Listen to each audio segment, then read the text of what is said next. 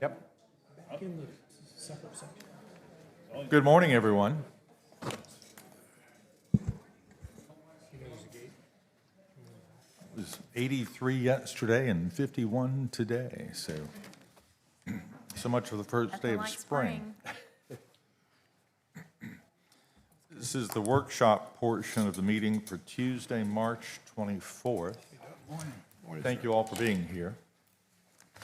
First on the agenda for discussion is the 48th Avenue North speed limit. The city from the DOT has acquired the right-of-way for 48th Avenue North. Manager? Yes, Janet's coming up to kind of present this as she's walking up. I'll set up. As you described, this is the portion that the city took in earlier this year, I believe, from Grissom to Little River Road. And we did some analysis on the speed, on setting the speed limit. Janet's going to walk us through. Sure. Good morning. Good morning. So I'll preface this by saying I always encourage council to consider, I think Councilman McClure, you said it best, to have good solid data before we make any adjustments to speed limits. So right after we accepted that section of roadway into our road system, we deployed our portable speed trailers out there within that section of roadway to gather that data so we know how the existing free flow of traffic is moving. So with that, the speed distribution actually tells us that most drivers are already traveling around the current posted speed limit of 35 miles an hour. A majority of the speeds, 85% of the 75,266 vehicles that were traveling eastbound since March 1st were at or below 38 miles an hour, while 85% of the 93,762 vehicles traveling westbound were at or below 37 miles per hour. The average vehicle counts per day associated with just this short duration of time since March 1st was 3,273 vehicles per day, average, traveling eastbound, and 4,077 vehicles per day traveling westbound. So we also looked at the 50th percentile. So I shared with you the 85th, because like we've shared before in previous presentations, the operating speed or the posted speed limit, it's a engineering practice and a national guidance from the Federal Highway Administration to set the posted speed limit within 5 miles an hour of the 85th percentile. So the 50th percentile is often used to measure how the throughput of traffic is flowing on that road, because our roads are to help us move the vehicles. So the 50th percentile was 34 miles an hour for eastbound traffic and 33 miles an hour for westbound traffic. So based upon all this information, and I think, Fox, you shared an earlier email with council of the speed study as we were starting to gather data earlier on with these feedback signs, with the feedback signs and the speed trailers. Staff's recommendation was to maintain the current 35 mile an hour speed limit based on the data that we have right now. Another consideration for you is that currently at Little River Road, there is a four-way stop. So there is an existing location where the traffic is slowing down for that stop and continuing on. And again, this is that section from Robert Grissom Parkway to Kings Highway that we are talking about. Council? I'm open to have more discussion, but just sharing the data that we have so far. I've got a couple of questions, but council, go ahead. First of all, thank you. I do try to rely on data as much as I can. But what I do want to point out, and I understand what you say, okay? But let's talk about where this is. And what we're talking about is residential neighborhoods. And if you rely anything on the U.S. Department of Transportation information, it will tell you that the average speed, posted speed in residential neighborhoods throughout the United States is 25 miles an hour. And there's a reason for that. Because it is residential, because there are children playing. And I understand that we have a posted speed limit now of 35 miles an hour. I believe, and Mr. Simons, please correct me if I'm wrong, that our city manager in one communication said, well, we could drop it to 30 miles an hour, if that would help. Or at least that's the way I remember it. Is that correct? So if we can drop it to 30, we can drop it to 25. And we're talking about residential neighborhoods, and that's what I would like to see. I'd actually like to see it 25 miles an hour in all of our residential neighborhoods. But for this particular area now, I think that's the way to go. And at the end of the day, it's going to be council's direction to you, and we will live with whatever council wants to do. Anybody else?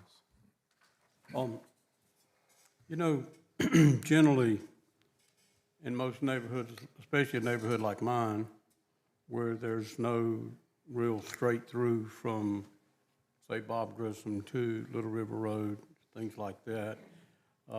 Generally speaking, you come up in my street, there's a stop sign, but alongside of my house, from Pine Island to that street ends, there's probably at least 3 stop signs. And so the posted speed limit, I don't even know if there is a posted speed or not, but generally throughout the city, speed limit in neighborhoods is 30 miles an hour. Correct. Now, what I see a difference in as far as 48th Avenue is people are using that street to go from Bob Grissom over to Highway 17. And obviously there's a whole lot more traffic on 48th Avenue in a neighborhood than there is on where I live. So my thought on all of this is a couple of things. One thing that I do notice about, and let me say this here, those speed limit things that shows how fast you're going, they are really good to have. There's no question, because the key to it, and here's where the rubber meets the road with me. Once people start seeing that, what did they start doing? Hit the brakes. Slow down, right? So how can you have accurate data on speed once people start seeing those flashing, you're now traveling past 35 miles an hour because it goes to flash and people slow down. So what happened, what we don't have is the data before that. And I understand that, but it's just real. And we won't have data after that. The second thing with me about that is the location of where that particular unit was placed at on 48th Avenue could have some significance as whether how fast folks were going one way or the other. I'm just throwing those things out there.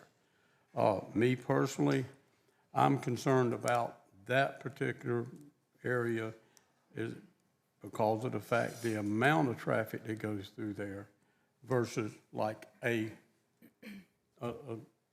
I'll call a normal neighborhood, because that's a little bit different because of how that street goes, okay? Personally, I would like to see it 25 miles an hour. Because in my world, 30 miles an hour in any neighborhood is too fast. 35 miles an hour in any neighborhood is too fast. And I can tell you on my street, when they're traveling 30 miles an hour and we got kids playing all over the place, it concerns me even if they possibly, and I doubt they are, driving 30 miles an hour. So my point to that is it would not hurt my feelings one bit, and I could support that in all neighborhoods in the city of Myrtle Beach, the speed limit be 25 miles an hour. Now that's just Mike. Thank you. Anybody else? Okay, I've got a couple of quick questions. Sure. The 85th percentile was 38 going one way, 37 going the other way. Yes, What was sir. the percentage of cars actually driving the speed limit, do you know?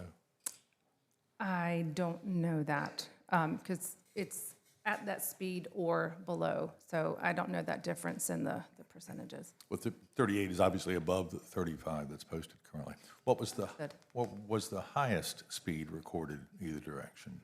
I don't have that information with me, but I can get that to you. And again, we're not saying that speeding is not occurring. From a just statistics standpoint, 85% of the vehicles are traveling at that speed or below.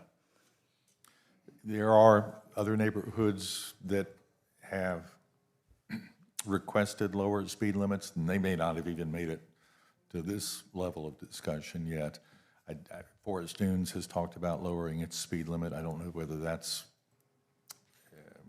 an in-depth of feeling within the Forest Dunes community, but that subject has come up for them as well.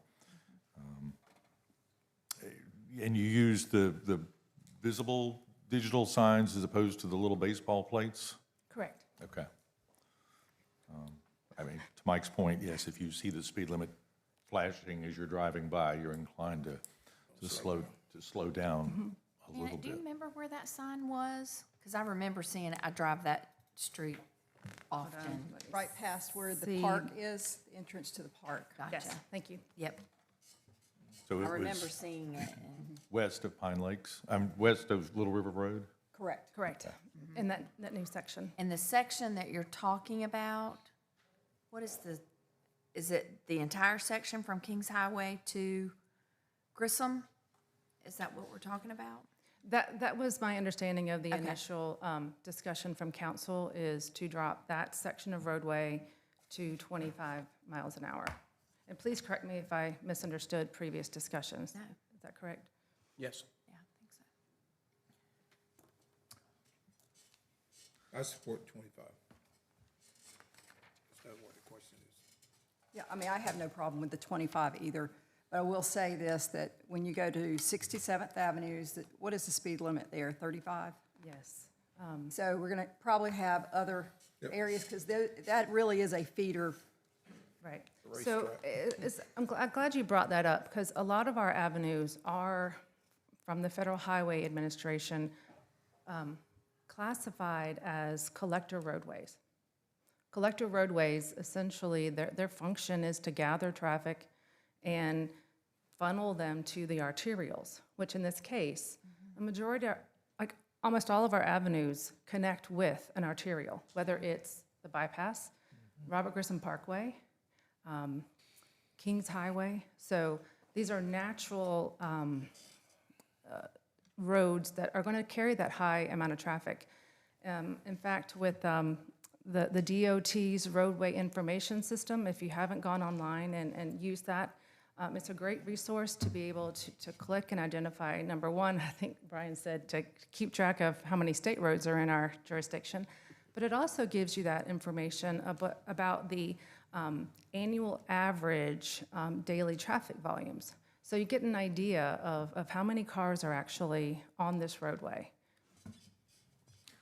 And it's 8,500 for 48th Avenue, as compared to a local road like Jasmine or 47th North, that, you know, you're less than 200. I'm glad that you brought that up, because I think one of the other things that should go with this for consideration is that, and I understand about arterial roads, right? They feed to other areas and where you want to kind of have traffic coming. I think, though, and I did look at those as a matter of fact, but the last time they updated it was well over a decade ago. And if you look at the amount of traffic that has increased in the city of Myrtle Beach, just by people moving into the city, much less our visitors and other business traffic that comes in, I think one of the other things that I would also suggest, besides 25 miles an hour, is that we work with those systems like Google Maps and Waze, et cetera, to look at trying to divert people from using 48th Avenue as a cut-through. Because as you mentioned, when you think about it, if you've driven up from Kings Highway going towards the bypass, 3,000, 4,000 cars a day through those residential neighborhoods, that is massive. That is absolutely massive. So we need to also use technology to see what we can do to avert some of that traffic and put it in areas where it would not be jumping through residential neighborhoods. That might be a Herculean task that we can't achieve, but I believe that we should look at it. So I would appreciate that as well, assuming council agrees. Understood.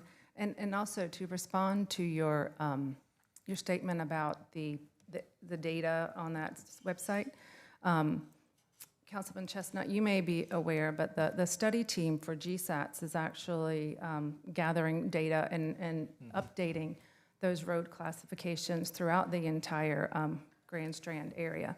So that process is ongoing, just so you know. Yeah, but I could only go what was available on the federal Understood. side, so. But it's getting updated, for sure. I think as Bill pointed out, 48th is almost purely residential. There's some commercial on either end, but it's literally just a lot, basically, on either end. 8,500 cars a day divided by 24 hours would be 354 cars an hour, assuming that the traffic was equal throughout the day. If you divided it by 12 instead, that's 700 cars an hour. That's a lot of cars through a little There's a lot neighborhood. of cars. You're going to have a tough time diverting traffic from 38th, 48th, 62nd, 67th, because I can tell you from past experience and present experience, those 65 and older gravitate toward those lights. They will go out of their way to go to the lights or to make a right-hand turn. What is the answer? Just two questions tactically. Sure. Well, let me go straight to enforcement. If you have a 25-mile-an-hour speed limit, does enforcement become an issue when in some parts of town it appears enforcement is an issue now at 35 vis-a-vis the main road through Market Common, which some of us want to go to 25, Mr. Louder and I particularly. Those two questions, can we enforce that lower limit in a reasonable amount of time? And again, to deflect traffic from those traffic lights is a Herculean task. It ain't happening. So in response to the first question, significantly lowering the speed limit to 25 miles an hour will more than likely create a targeted enforcement effort by our police department. And I don't want to speak for them, but you will have to have that change in behavior is not going to happen overnight because everyone's used to driving that 35 miles an hour.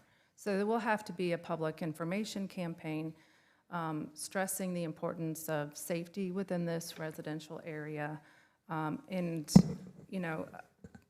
installing driver feedback signs along that corridor, also to the permanent ones like we've done on 79th and 76th. That might be a next step. So there's going to have to be a transition time because it is a significant change in that operating speed. And there is a variance between the operating speed and the 25, right? So the operating speed is at 85th percentile. So switching to that, there's going to be likely some inconsistencies in speeds for a period of time. That would be a good candidate for one of the digital driver signs. So, Agreed. Yes. I'm hearing reasonable consensus here on this. Is there anybody from 48th Avenue North in the audience that would like to say a word or two? Oh, wait. That's a lot of you. Elect among yourselves a few folks to come forward. Gentlemen? Janet, while he comes up, is there any way, do you think this would help at all if you're coming off 48th, approaching the neighborhood, do you think any type of signage that would say, you are now entering a residential neighborhood, reduce speed? I mean, would that help any, you think, or? You could, I've seen that in some areas. We don't have any presently, but not to say we can't.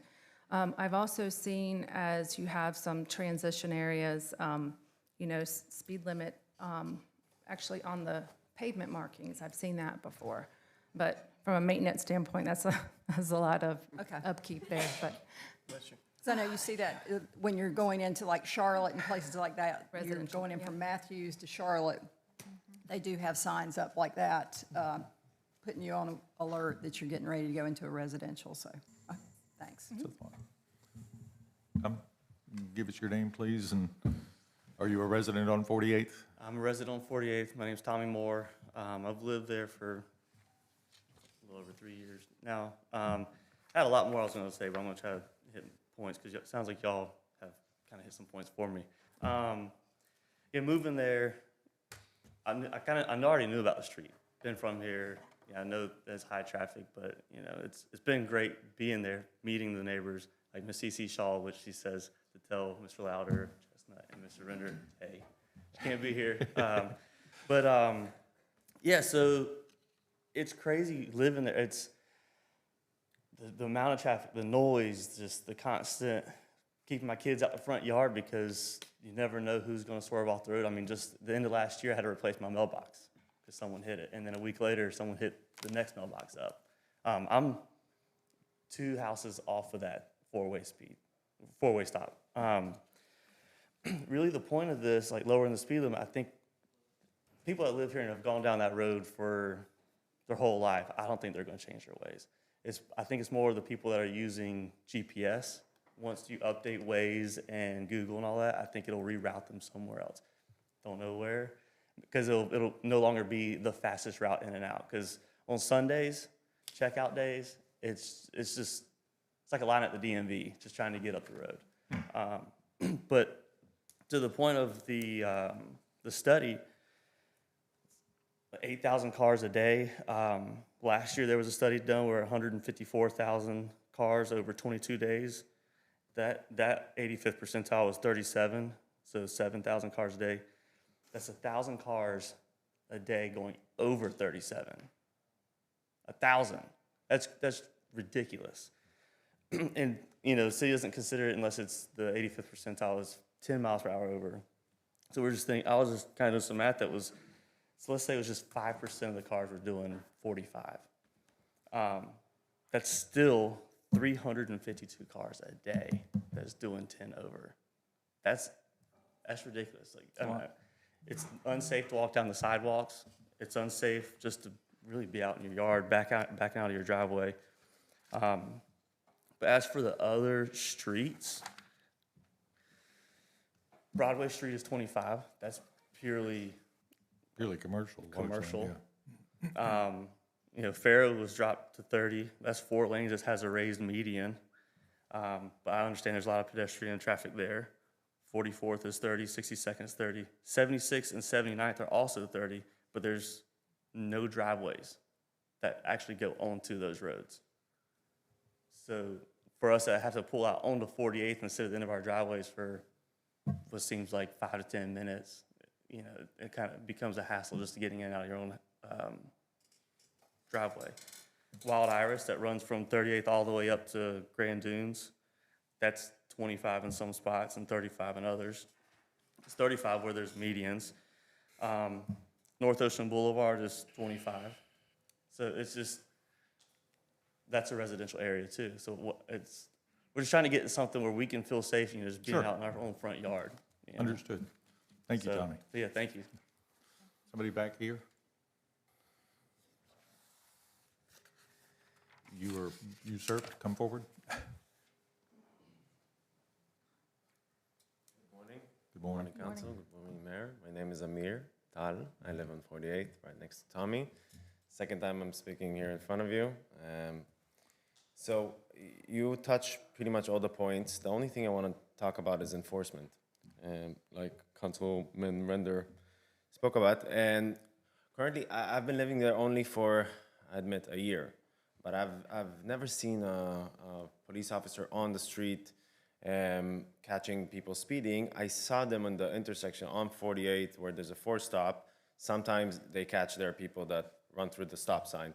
My point is that when you drop it to 25, most likely you're gonna have more people speeding. We all know that. But technically, it's not so enforced right now. So what will be the difference later? For us, pulling out of my driveway at 25, knowing that I got a vehicle coming at 25, or most vehicles at 25, or even if they come in at 35, they're in the wrong. They're going too fast. They're doing something that is illegal. It's different than me coming out and 35 is the standard. Because if it's 35, they'll go 35. And by the way, when you live right next to an intersection and you can go 35 and they rev up from 0 to 35, it's much more of a push, I would say, from 0 to 25. Now, this street will always stay busy, and we're not trying to deter traffic and put the traffic on somebody else's problem. It's gonna be our problem. We know we bought houses there. Some people lived there for ages, and it wasn't a problem back then. But driving 10 miles below won't kill the tourists, won't kill the residents. It wouldn't do harm really to anybody. It will make all of us very, very happy. Now, if any other streets with residential owners are pushing this agenda to lower their speed as well, maybe they should have been listened to as well. But if nobody's pushing on other streets, maybe it's not really a problem for other streets, whether it's 62nd, 67, 76, doesn't matter. For us on 48, it really is, it's an anxiety and a stressful thing to pull out in your driveway. We have no crosswalks to cross the road. I need to run with my stroller and my newborn, and if my wife goes out with the car, I need to guide her and stop traffic. So once again, I think all of you or most of you are pretty much on board on this, but I again want to say what I said on the first meeting. This little change that you are approving makes our life so much better, and I don't think it's hurting really anybody. And if the city or the police wants to increase some fines, they can. It's going to be a cash cow to sit there on the intersection. Everybody drive. Yeah, it will be a cash cow for the police and the city. So I really appreciate all of you. Thank you very much for taking this matter that, it takes a lot of time on your end, but it's a big deal for us. So thank you very much. Super. Thank you very much. May I respond to two things? Sure, go for it. Sir, number one, maybe part of the reason you haven't seen enforcement on 48th Avenue where you live, because we just come as part of the city of Myrtle Beach. Prior to that, it was in the county, okay? Second thing, oh, your section's Yeah, in the we city? live from Kings to Okay, Little River. my bad, I thought you were on the other side. Second thing is, when you think about the police department writing speeding tickets, that's a cash cow for the city. No, it's not. It's a cash cow for the Criminal Justice Academy, but it's not a cash cow for the city of Myrtle Beach at all, okay? Well, I don't really know how it works. It was just, I just wanted that doesn't to be generate that much clarified, money. all right? again, to be honest, even if it's not enforced, just having that sign, 25 with a little blinker, hey, it's 25 now. I agree. Will make 70% difference. The 30% that are avoiding the speed limit, regardless, they do it in every road in the city. They'll get caught at some point, but we can't catch them all. I'm all in for the 25, okay? Thank you, sir. Thank you, Amir. You talked about the sidewalk too the last time, if I'm not mistaken. I have a great memory. Yes, Yes. I did, but I don't think it's possible to have sidewalks on both sides, but crosswalks will be great because I see a lot of people walking on 48, and it will be nice to be able to cross 48 because right now there's no point to cross, otherwise you're crossing the middle of the road. If it's possible to have a curb on the road, that would be phenomenal, like in the edge of the road, because it feels like some people think, yeah, I can speed, because worst case, if somebody stops suddenly, I can just break into this guy's driveway. So, and they saw those in some places in the city, they do those, and it's much less costly. And I think it can also help after 25 to say, okay, this is a narrow road, you can clearly see there's two curbing, and it will beautify an avenue that so many people drive through. Thank you. Curbing usually involves stormwater management, so I would say Again. that's not likely. And then we also need to fix the roller coaster coming off Kings Highway, please. Right. So, Thank you. thank you Whatever very much. you guys want to add, we'll gladly take it. So, Thank you, sir. Tom, you were here. Do you have anything to add to this or not? You don't have to speak, by the way. So.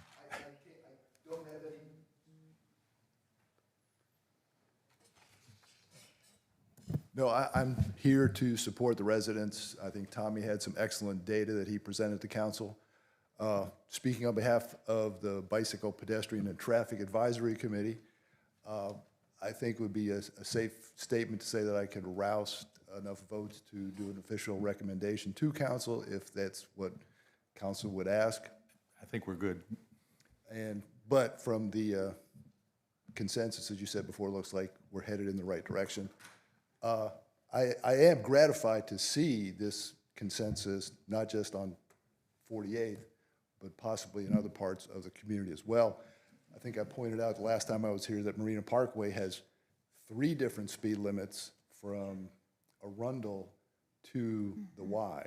So that's not a great situation either, but we can talk about that at another time. Thank you. Thank you, council. Thanks, Tommy. Is that sufficient, Fox? Okay, thank you very much, Janet. Up next is the Ocean Forest Monument Review. I don't know that Ruben is in town today, is he? I was told, oh, he's not in town. I was told he was on his way back to town, but, Okay. but I will give you a quick update or a Please. quick debrief. That said, I will give you one more quick update to go backwards. We are designing a force main project along 48th. We've added to that design process sidewalks, or a sidewalk on the north side, so good job, Amir. Thank you. And we need to put a clock on Amir next time. Just to give you a quick debrief or recap, we've had this Ocean Forest Monument conversation for a while. I will just sort of go back to the beginning. Mr. Hyman approached us a year and a half ago, maybe. It may even be more than that. It may be even more than that. Approached us about the idea of the monument. He had already engaged Derek Mazingo at that time to do a rough concept. He presented to you all. You all gave him sort of a nudge to continue down that path. He did. Mr. Mazingo and Ruben continued the design process, came back to you again with a conceptual design of an Ocean Forest Hotel monument in the roundabout at the original location of the hotel. We continued down that path. We eventually also engaged Mr. Mazingo. We compensated him for the work he had done to date. As staff began to get involved in the conversation, we identified several different issues. Issues being safety, ownership, cost. Those 3 concerns still exist. Just the notion of putting that monument intended to draw pedestrian activity in the middle of a roundabout, there's a safety concern there. We've got to figure out how to address that safety concern. Outside of signalizing or creating some traffic stopping measures, somewhere in there, there is a safety issue there that we need to figure out that we don't currently have a solution for. Ownership, it is a DOT-owned road, DOT-owned cul-de-sac. I know the appetite on us taking over state roads is transitioning, so that may be a possibility now. And then the cost component of that particular monument, there was originally an estimate of $250,000, but that was a very loose cost estimate on the monument. And the last presentation made to you all, you referred it to the Cultural Resources Committee. Cultural Resources Committee met on it a couple of times. They presented back in July, and I'm just going to run through these slides real quick from that presentation that Mr. Crutch made back in July. Excuse me, this pollen is getting to me. So there's sort of the summaries of CRC's findings. I think this body and staff all recognize the significance of Ocean Forest and do all believe, I think collectively, there is a consensus on figuring out how to honor the impact and the contributions made by the Ocean Forest. CRC shares that same view. CRC recognizes the pedestrian issues, the safety issues, and that they proposed an alternative location along Ocean Boulevard in that Cabana section, and there are some pros and cons to that one. And then they also recommended capping the city's participation in the monument at $50,000, based in part on the idea that we will likely get additional requests, and we need to set some kind of precedent for what the city's involvement will be in future suggestions, recommendations. And so those were their findings, again, back in July. Their suggested location would be right there in the middle of the cabana section.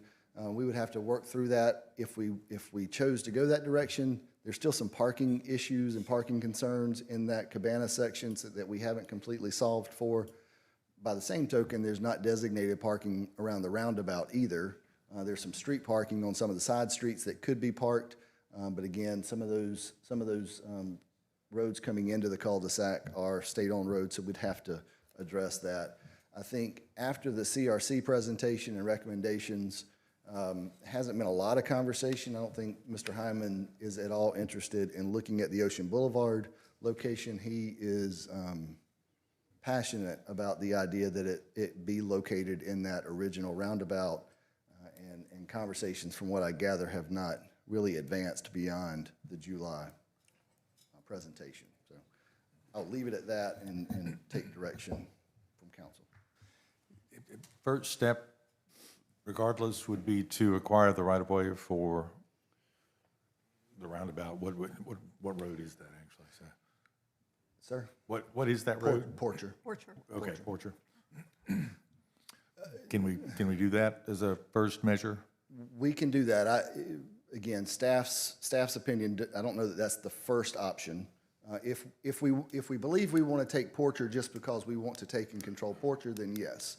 If we're taking Porcher because we want to put something there at some point, then yes.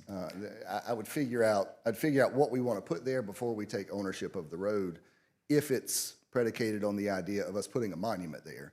If we just want to own it for the sake of owning it, then yes, we can start that process. I would argue that there's benefit in owning it just to own it, in as much as it's one of our key neighborhoods just off Ocean Boulevard. If that is the desire of council to take in Porcher, remember how long it took us to get 48th Avenue North? That was a process. But also there's, I think, Janet, some work that needs to be done on Porcher. I don't know what condition it's in. And there's that bill in the Columbia right now with SCDOT that might want to delay a little bit until we see what happens with the status of that bill, because there could be some funding that comes along with There it. could be some one-time money. Yeah, if we ask for it now, they will give it to us with no money. If we Yeah. wait until the bill passes, maybe they at least give us some money. I know I may be in the minority here, but the roundabout, that was the gateway into the Ocean Forest Resort. It was. Actually, where it's proposed out on the boulevard, well, I'm not even sure the boulevard was there at that time when it was first built. But my point is that this is where you went in. This was the gateway. This is where the main entrance to the Ocean Forest Hotel existed. In my simple mind, that makes the best location for this monument to be. Now, does it need to be a $250,000 monument? I don't think so. I think we could have something there that's very nice, and it would be at a much lower cost that people would still want to go and do a photo op, so to speak. Now, along the Ocean Boulevard there, I think with the amount of traffic that goes up and down Ocean Boulevard, that it may create more of a problem, depending on what it looks like. Now, if it's like some of the other little plaques along Ocean Boulevard that you see, people pass right by it and never knew it was there. Going back to the circle, thinking about traffic, thinking about safety, thinking about people crossing at the roundabout. Well, in a lot of places that I've been where you have a roundabout, they have a stop sign on where these roads come into the roundabout. That would help with with traffic safety to some extent. And of course, I know the nature of people, half the people will cross at a crosswalk and the other half will cross wherever they decide. I get that. But my support will remain for it to be at the roundabout. But that's just my thoughts. I know others have different concerns about that. I would, if you don't mind, Mayor. Go. My concern is a parking plan. So where would people park? And then you're parking on a residential street. Probably Calhoun is the widest street, and that's a really large street, but I'm sure some concerns from residents about putting public parking along Calhoun. We briefly looked at that. Calhoun is an extraordinarily wide right-of-way for a neighborhood. There's ample right-of-way there to generate some parking spots for sure. We can, with direction from you all, we can think through what that could possibly look like. So I mean, that again, it is a residential neighborhood. I would but want to talk to the residents too. I'd like to just add on real quick to Dr. Connor's comment. A year ago, I guess, I got calls from people not only on Calhoun, but Poinsett, that were concerned about parking on the street, what kind of traffic that would create. I think we need to take that into consideration as well. Agreed. And while parking on Portia and Calhoun is problematic, it's still easier than trying to park on Ocean Boulevard in the Cabana section by a long shot. I'll agree with you on that one. Let me just make one final comment on this. I think before we go down the road a whole lot further, it may be that we need to have a meeting somewhere up in that area, where it'd be like where possibly at the church there at 63rd Avenue between 61st and, or 62nd, 63rd, maybe, because I know they, at one point in time, they were having neighborhood, the Forest Dunes neighborhood was meeting there. And it may be an idea that we just have a meeting to allow folks to come and express concerns or express the fact that they'd like to see it. That's just one, that we've done this in a number of other times, other locations where we involved a neighborhood on how they may feel about what it may be or may not be. And Brian, Ruben's name's been mentioned several times here. Yes, sir. And of course, he probably is at the tip of the spear, but this is just not a Mr. Hyman effort. In general, it's an overall effort to continue to preserve some history within our borders. And perhaps it means more to some that grew up in the neighborhood than other folks. But again, it's a chance to commemorate what was done in the past and try to live up to the standards they set for us. And agreed, and Mr. Hyman is absolutely the tip of the spear on this particular subject, but you all have heard, we've heard at staff level, we've heard from other folks that also, and again, we fully recognize the significance of the ocean forest and would like to figure it out. I think, I'll leave it at that. Well, the charge of council is to provide you folks, senior staff, with direction. If there are 4 votes to go this way, so be it. If not, then let's go in another direction. I would But ask we need for to one- arrive at some consensus. Oops, excuse me, I'm sorry. I would ask for one more piece of feedback, and I think Councilman Louder, Mayor, I'm not sure which one of you said this, but the $250,000 estimate, and I think you may have said that might be a little too rich. I mean, any feedback from you all on what you think the appropriate budget should be? We can begin working through some iterations and some ideas based on a proposed budget from you all, if you give some guidance. Do you have a picture of the proposed memorial here? Not here. As I recall, it was a large glass see-through with an etching of the ocean forest on it. It was, and in further conversations with the architect, there was, there was less than back of the napkin math on the $250,000 estimate. I think once you really started talking to Derek, I think the budget was probably going to exceed that pretty significantly based on his design. So again, that's why I lean on you all to tell us and point us in a direction of what you feel like is an appropriate budget. We can begin the process either with the neighborhood, with CRC, and obviously with Mr. Hyman's input on what an alternative could be. As I recall, at one point, there was, in terms of the budget and the cost, there was talk of private investment, kind of a private-public. Where does that stand, or does it just not stand? To my knowledge, it doesn't stand. I think some of the early conversations were, I think Mr. Hyman felt like he could get some considerable private contributions. I think he probably, I don't want to speak for him, but I think he is still fairly confident that he could do that.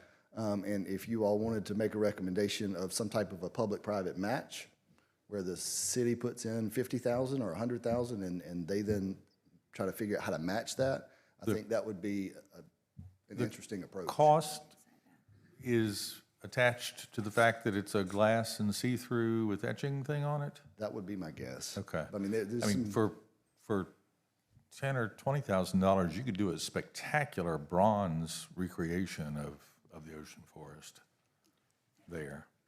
we will follow your lead. That's what I go back to. I mean, I know they want the Taj Mahal here, but it doesn't necessarily have to mean it has to be this to represent this. It could be this and still have the same landmark documentation and it'd be a very nice project at the same time. Does the city own Calhoun? I don't know if we do or not. I don't think so, no. Yeah, I don't, Okay. So let's look at both of those to acquire from the DOT, understanding that the General Assembly may make that easier or harder for us at the end of the day.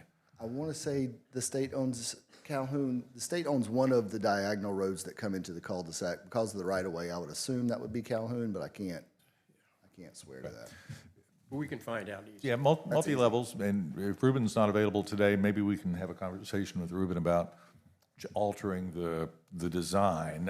I get the sense that the cul-de-sac, the circle, the traffic circle is the preferred location for us. And I know when we talked about it before, what was the estimate? It wasn't taking all of Porcher, but a portion, and that was how much? I thought that was a pretty It's a big amount. You would essentially be taking all of Porcher that you see on the screen. They were asking us to take maybe Porcher all the way down to Haskell and then up. It was a significant portion of Porcher. Don't say that too many times. Do you remember the amount? Okay, thank you. And yet that's one of our key neighborhoods, one of our oldest neighborhoods. The state is looking to divest itself of those roads, and I can see some benefit to the city owning the roads within the neighborhoods. So, I would like to request that whatever is put there, that they do put some type of fencing up, decorative fencing, where, so if you are going to have a crosswalk at any of these points, that would be where the entrance is to this area, but also to keep children from running out into the street. We will have to come up with a pretty significant safety plan. we've got some smaller pocket parks in that neck of the woods too, that are effectively in a cul-de-sac or in a traffic circle, if you will. They're not really a traffic circle, but, so, okay. All right, well, we'll talk with Ruben. Design work, how's that? Mayor, I still think we need to, I'm feeling that we need to stick with the recommendation from the CRC committee, $50,000. If we don't, we're gonna set a real precedent. Well, I understand that. We've set a precedent at Warburg Park already, though. I agree, but I look at that as comparing apples and oranges, I'll be honest with you. Okay. Well, I think altering the design, I think we can bring something that costs less money and still looks very nice. So we'll talk to Ruben about that. Up next, the annexation of, it's listed as the parks. Is it the parks or the park? Parks. Okay, that's what I thought. Okay. And there are a couple of neighborhoods near there that are already in and have a similar name. This is the lone outlier. This item's on your agenda for consideration on the regular agenda today for first reading. So you can talk about it now, or we can wait until the item comes We've up. got a couple of minutes. All right, I'll blitz through the slides real fast here. Property you see on the right-hand side of 48th is what's in question here within that orange boundary. It is 34 pieces of property, 30 of which are residential houses, 4 are commonly owned under the POA as just open space area. Part of this annexation request, typically an annexation request is either a single owner or multi-owners representing 100% of the property, 100% of the assessed value, requesting annexation to the city. This is a deviation from that. The state requirement allows for a 75% annexation or a 25% annexation. The community here met the threshold for the 75% annexation, but as part of that 75%, there's additional requirements that the city must do in terms of like an analysis to warrant the annexation being done properly. So part of this is a tax assessment as well as the calculation of services. Skipping ahead. Oh, excuse me. So completing that financial analysis found that the annexation of all this property within the park at 48th would result in a $16,000 yearly loss for the city under the assumption of services, things like road maintenance, fire, water, sewer, those sorts of things. Planning Commission did recommend approval for this item 6-1. Planning staff's recommendation was to recommend denial on this due to the financial burden that it would cost on the city.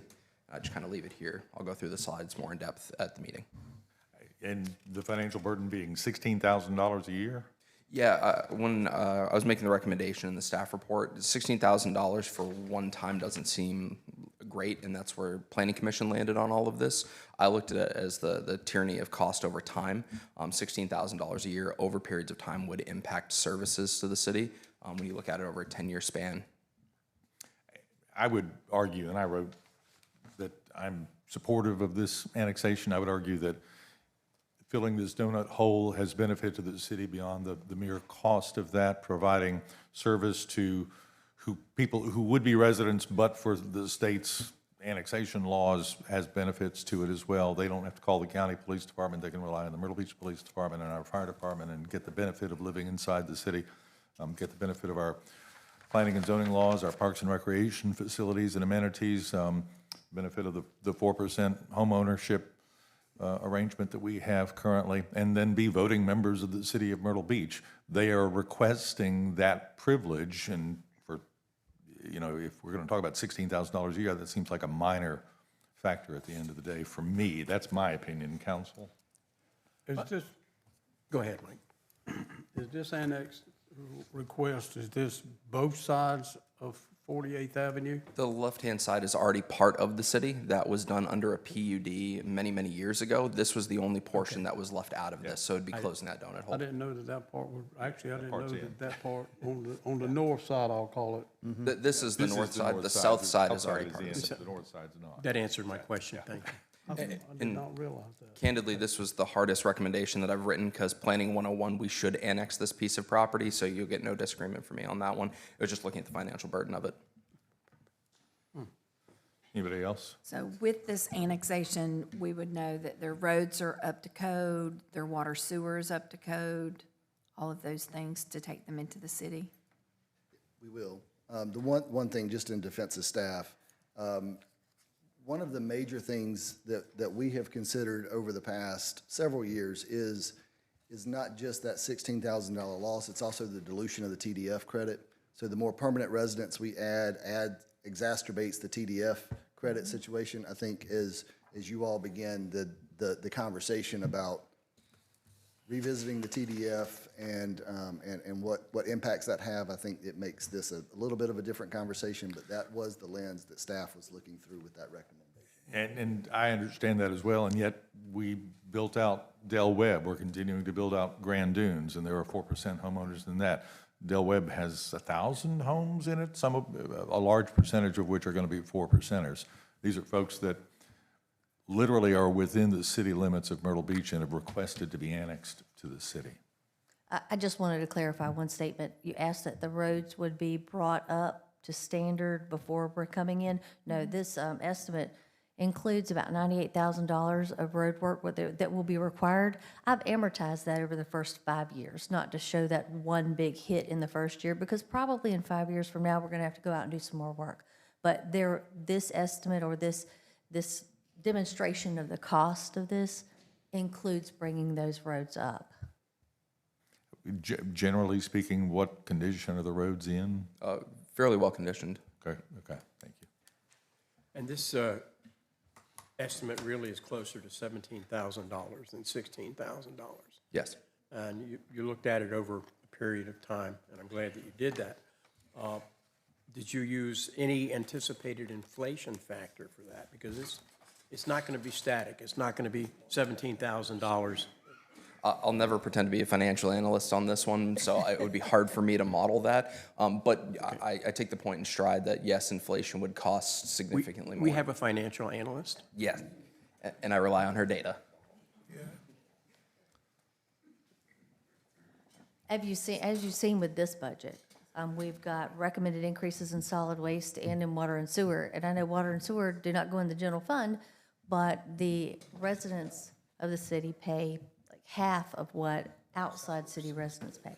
So of course, that disparity would grow. And if we have any increases in millage or changes in the TDF credit, all of those things are going to impact the numbers. That's just natural course. And the $16,000 or $17,000 is net of any tax that these new residents would pay to the city of Myrtle Beach, correct? Yes. Okay. Somebody asked me to explain something, and I need to think about how to do that, so go ahead. Anybody else? To put in context, as I recall, when we explored taking in the Myrtlewood area, around 38th on Right. back. Yeah, on the other side. That would have cost in 2006, 4 to 6 mills. So this is a fairly minor expense we would be incurring. The explanation that someone asked for was, why doesn't the residential annexation pay for itself? Part of that is due to the 4% homeownership discount that they're getting from the credit. Part of it is the fact that the water and sewer rates go down. So commercial typically does pay for itself and result in net revenues back to the city of Myrtle Beach if you annex in commercial properties. Residential properties are a wash, or as in this case, a slight cost to the city compared to commercial properties. That was the explanation somebody asked for. And part of the discussion at Planning Commission was looking at those factors, including things like missing out on the building permit revenue that comes in from these sorts of things because they were established as part of the county. So we missed out on some of those fees that would help offset that cost, so. And yet this is a donut hole. It's completely surrounded by the city of Myrtle Beach. It is. It makes sense at the end of the day to annex when people genuinely want to be part of the city of Myrtle Beach, I think. Thank you. Got a minute and a half. You want to take a minute and a half break? Thank you. We'll start at 10.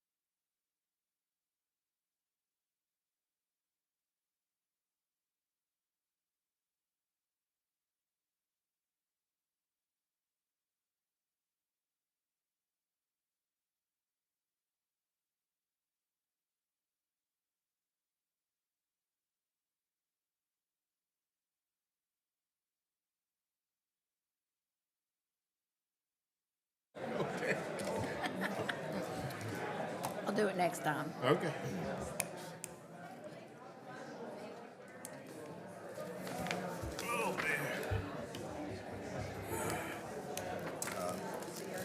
They have to call me, the chamber guy, wanted to meet this afternoon. Any idea what that's about?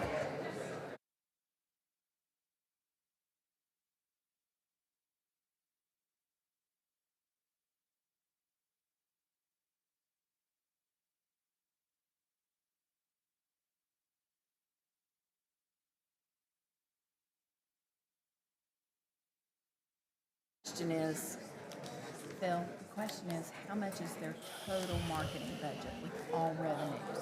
Good morning. About 70-something million, I think. We'll get started in about 30 seconds. Because they get county, they get a match from the state.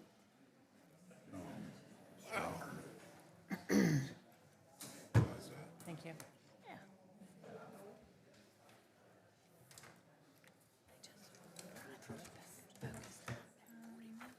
Yeah. Alex, Carol Meads, Brian Curran, Stephanie South something.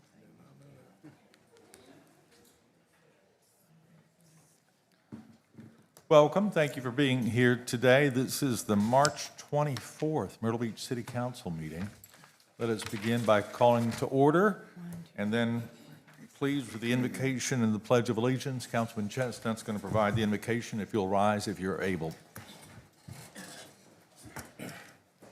If you wish, you may join City Council in standing for a moment of silent invocation. Almighty God and Creator and Sustainer of all that is or will ever be, accept our profound gratitude for this day and all its blessings of life and freedom. We remember those who make our freedom possible and recognize it is because of their sacrifice that our community can practice our shared and enduring values of varied expressions of faith and civic duty with respect for all. We gather today to render our public service in a proper manner, perform our civic duty in good order. Therefore, we solemnly invoke divine wisdom and guidance in this day's meeting. Amen. Amen. Pledge allegiance to the flag of the United States of America and to the republic for which it stands, one nation, under God, indivisible, with liberty and justice for all.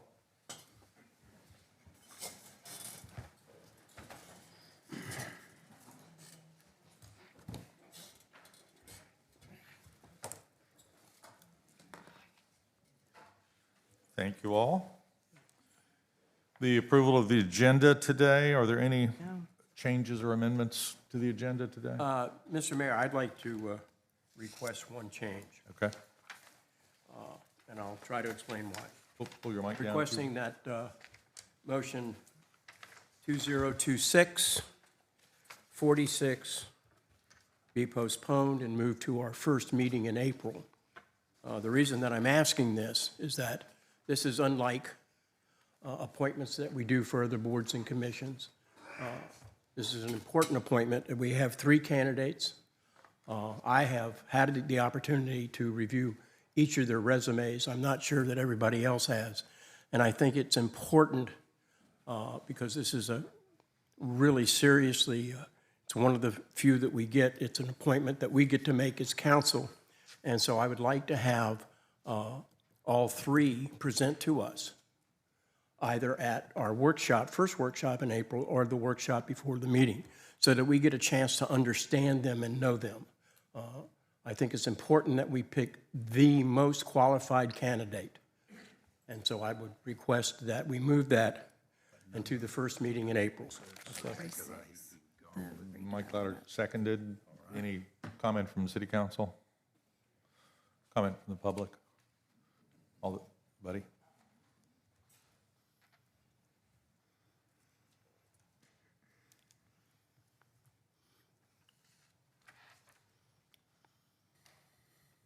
My name's Buddy Stiers, and I'm the director of the Air Base Redevelopment Authority for 31 years. The authority has had 8 members since about 2010, and it's been a strong working group paying attention to the business of the redevelopment authority in cooperation with the city. Right now, we have 2 vacancies. One of them is the vacancy that Mr. McClure is speaking of. The other vacancy is a legislative delegation appointee that we're waiting on. So instead of having 8 members, we have 6. There is business that we need to be taken care of. We're trying to wait. You thankfully appointed Rick Hussey about a month ago, 2 months ago, excuse me, which made a big difference in what we're doing. But the redevelopment authority, for all of the people, we've been asked to comment on the people. One of the people who has applied for this position, I've known since the meeting him on the Military Appreciation Committee. He has been an active and cooperative member of that group. And I believe that he will be the perfect person to fill this position and help us continue on. Some of you know about things that are in the legislature right now that will impact us. And I strongly recommend that you approve Paul Hickey for this position so that we can continue to work together with you and to get the kind of improvements and reuse of the airbase as there can be. Thank you. Thank you, buddy. Thank you. We've had a motion to continue 2026-46 to the next council meeting. Mr. Mayor, I'm sorry. Go ahead. Come in now. Yeah. Okay. The only thing I would say is, if we go and start interviewing, I realize that this is an important committee, but I look at all of them are important because all of them take out of their time and give back to the city by being a part of, everybody takes out of their time being part of these committees and stuff. So I guess my question is, are we gonna go back and set a precedent by interviewing these candidates and not interviewing other candidates?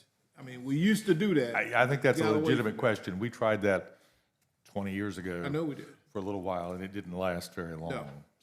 And I would expect the information for this motion, as well as the rest of our meeting information, was provided to us in ample time. I would suspect that all council members would review their material prior to the meeting. So I don't expect that council members have not reviewed all of the 3 applications.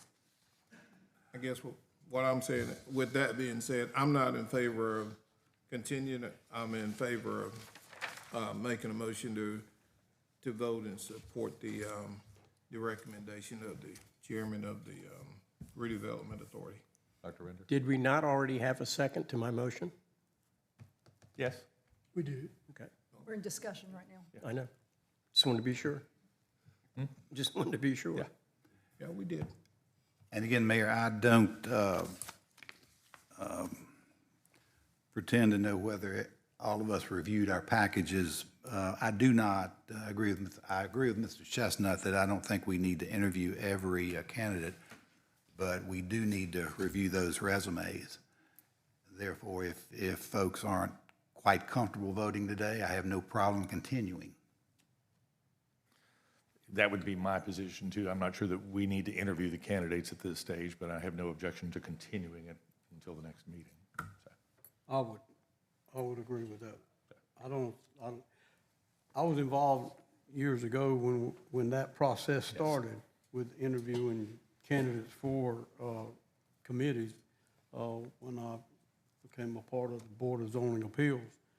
And it lasted, I think, for about 2 meetings. Yeah, it didn't last very long. But I do support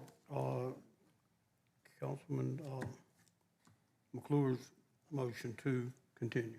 All right, so we have a motion and a second to continue 2026-46 until the next meeting. I would ask if you would consider amending that to remove the interview piece of that. Yes, we can amend it And you'll amend your as second. Councilman Louder suggested. Okay, amend the second.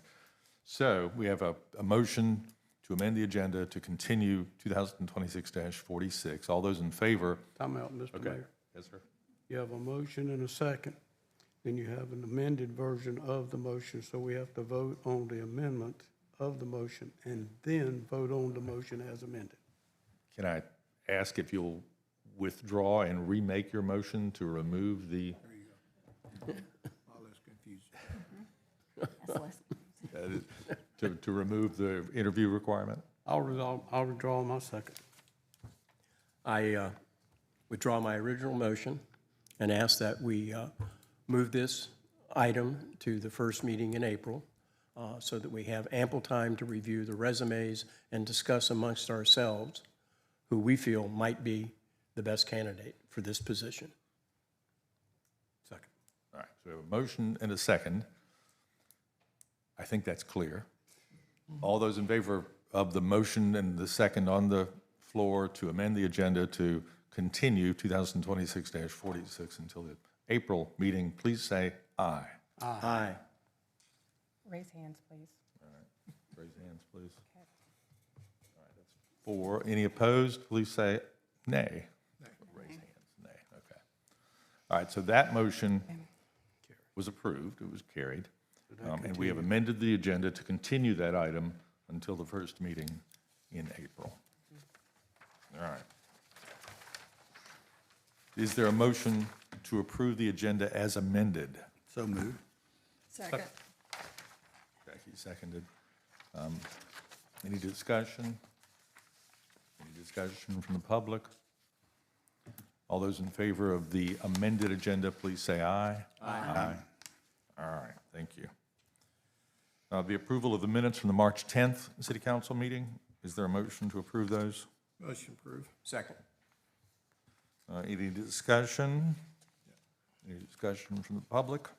All those in favor of the agenda, I'm sorry, the minutes as presented, please say aye. Aye. Aye. Any opposed? Thank you. All right, public requests, presentations, awards, and memorials. I gathered retiring Planning Commission member Joyce Caritas is not going to be here today, so we'll pass over that one.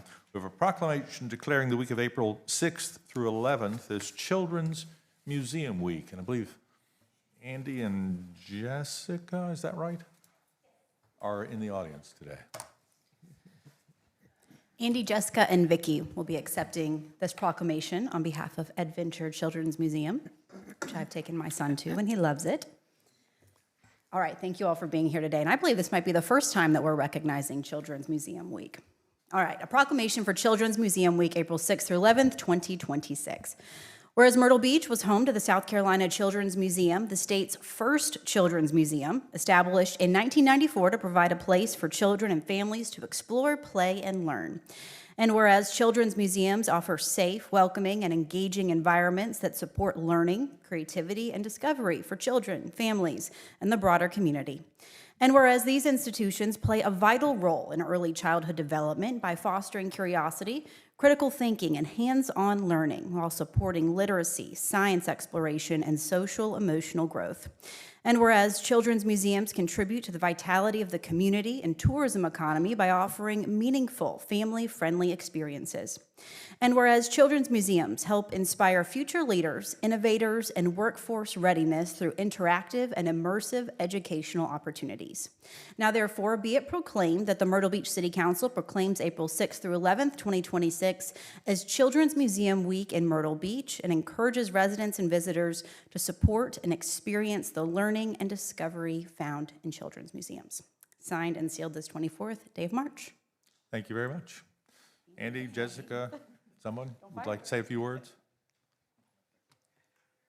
Good morning. Thank you, Mr. Mayor and Council. My name is Andy Marquardt. I'm the CEO of Adventure, and it's quite appropriate that the proclamation for Children's Museum Week, which is a statewide celebration of children's museums, was read here in Myrtle Beach, because 32 years ago today, or 32 years ago, not today, that would be really interesting, wouldn't it? But 32 years ago, the first Children's Museum began here in Myrtle Beach. So very appropriate. We are extremely thankful to the community and our partnership and continued work with the city of Myrtle Beach.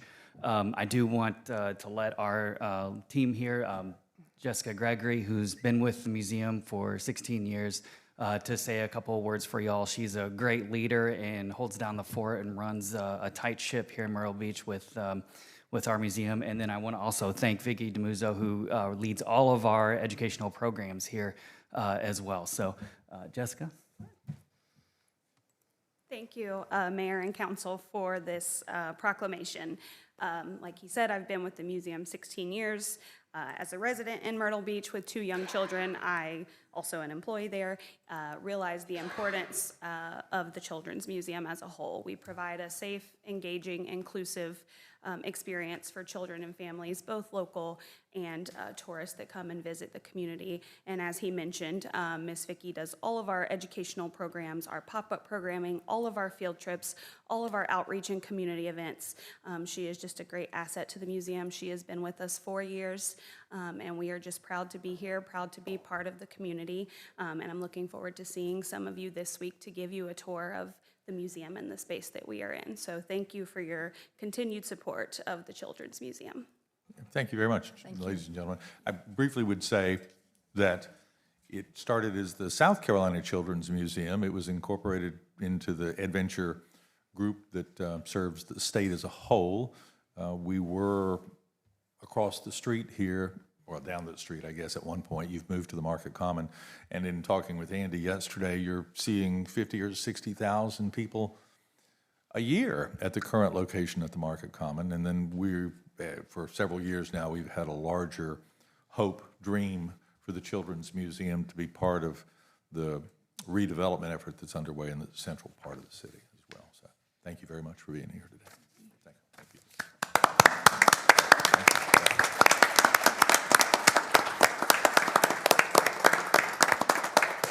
Real quick, Jessica, I've got an appointment to see you on Thursday with my wife. Okay, right. Meredith, proclamation declaring Wednesday, March 25th as Greek Independence Day. Yes, come on down. Sam Stathos is here, and I know that you guys have done this for many years in a row. Yes, we've done this a lot. Now here in Myrtle Beach. And he also has members of the church, the St. John the Baptist Greek Orthodox Church here in Myrtle Beach, who are here today to accept the proclamation. Are we doing a flag raising this year? Are we doing a flag raising this year? No, sir. No, we're not. Okay. They always did a nice little ceremony with that. So. Yes, I was part of that as well. All right, celebrating Greek Independence Day in Myrtle Beach, March 25th, 2026. Whereas Myrtle Beach's Greek community at St. John the Baptist Greek Orthodox Church celebrates Greek Independence Day on March 25th, 2026, which is tomorrow. And this year, the church's 50th anniversary as a cornerstone of the local Greek community in 2026. And whereas Greece began its War of Independence on March 25th, 1821, ending 4 centuries of rule under the Ottoman Empire, and whereas during the period of Ottoman occupation, Greeks faced persecution, with countless individuals suffering or losing their lives for preserving their faith, culture, language, and heritage. And whereas ancient Greece laid the foundation for Western civilization and democracy, influencing the founding principles of the United States. And whereas the Greek community in Myrtle Beach has played a vital role in the city's economic development and cultural enrichment, contributing meaningfully to its diverse and vibrant character. Now, therefore, be it proclaimed that the city of Myrtle Beach hereby declares March 25th, 2026 as Greek Independence Day in support of our local Greek community and in recognition of all that Greece has contributed to the world through its art, culture, and politics. Signed this 24th day of March, 2026. Excellent. Thank you very much. I'm glad you're here, Sam. Nice to see you too. So. Thank you all. Sometimes in communities we are voluntold, but I'm very proud to be voluntold to be here representing the St. John the Baptist Greek Orthodox Church as well as the Greek community of Myrtle Beach. I I've said this before, but it merits repeating that our community has been part of Myrtle Beach for probably since the inception of the city, and maybe before that. Our church was organized in 1976, so this year is a big deal for us. It's a 50th anniversary. But this March 25th date is also important. It's not just a date on the calendar, it's part of our cultural heritage. It's part of our history of our families. That War of Independence granted us freedoms that allowed our families to immigrate to the United States in pursuit of the American dream and led many of us to Myrtle Beach. If you've been around Myrtle Beach for a while, you probably run into one of our community members, more likely than anywhere else in a breakfast restaurant, right? A pancake house or something along the lines in the food and beverage industry. Those restaurants were the foundation of our community, frankly. And grandchildren, children continued on to those businesses. Many of us have chosen careers outside of that sector, but it's a bond, right? And the city of Myrtle Beach, no matter where we go, this community remains strong, and you can't just nip that tether, right? So in closing, I want to thank you again for the recognition. I also want to put on your calendars, we will send out something more formally, but we will celebrate our 50th anniversary later this fall. good. Okay. That is some folks will say we've been here longer, but that's just what the Secretary of State of the state of South Carolina shows is our incorporation date. So thank you again very much on behalf of the Greek community. Thank you. Thank you very much.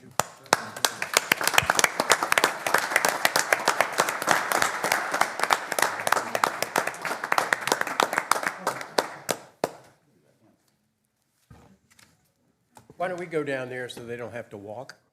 We can do that. Yeah, let's do that. They're good. You gonna walk?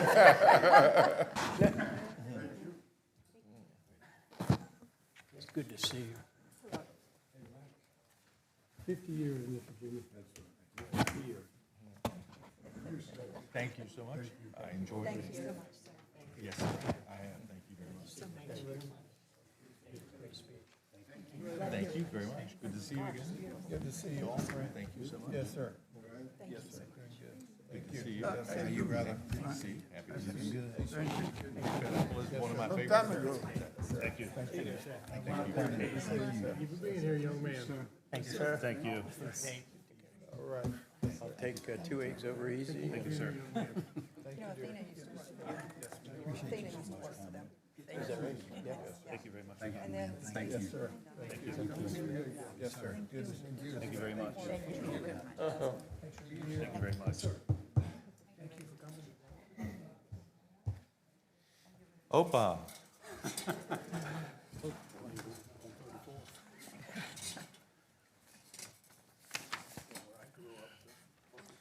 All right, it's time for our communications and creative services. Please.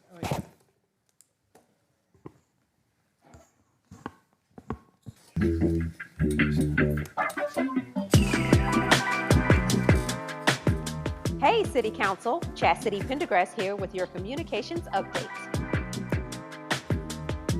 Myrtle Beach's spring break track and field meets have begun. The Myrtle Beach Collegiate Challenge and the Allen Connie Shamrock Invitational took place at Doug Shaw Memorial Stadium over the last 2 weekends.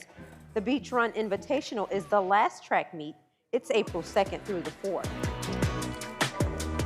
The McLeod Park splash pad is almost ready to go. Construction is finishing up. We're looking at an early summer opening.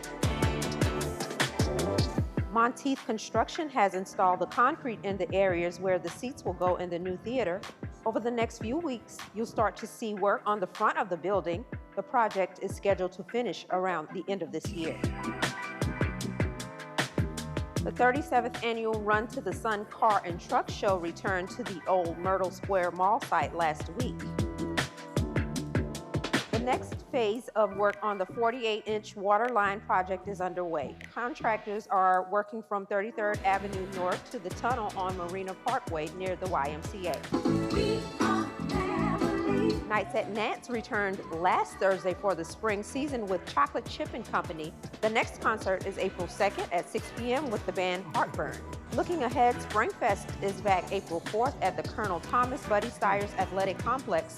Bring the kids out to find Easter eggs, enjoy vendors, face painting, and more. The Myrtle Beach Food Truck Festival returns April 10th through the 12th at the Old Myrtle Square Mall site. And Art in the Park will return to Valor Memorial Garden April 18th and 19th. That's it for now. I hope you have a great rest of your week. Mr. Mayor, Yes, sir. before we go further, just with respect to the track event that took place at the stadium this past weekend, we have a local star, Oh.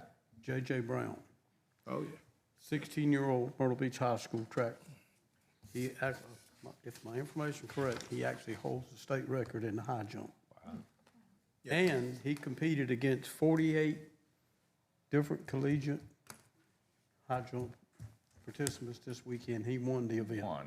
And I believe he won the event with, I hope this is right, Mr. Gray, you gave me this morning.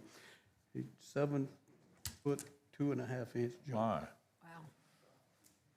That's Great great. athlete. Congratulations, J.J. Brown, a Myrtle Beach High School student. Myrtle Beach High School. There was a track meet at Doug Shaw. I stopped by for about 30 minutes and saw the women's 3,000 meter early Saturday morning. So, but that's great. Maybe we need to bring Mr. Brown to a meeting. Good idea. So happy to do that. So. And we'll put him up against Mr. Ladder in the high jump. I'll pass. All right, non-agenda Jump out, items not jump up. from the public. Madam Clerk, who do we have? Alex Fogel? I'd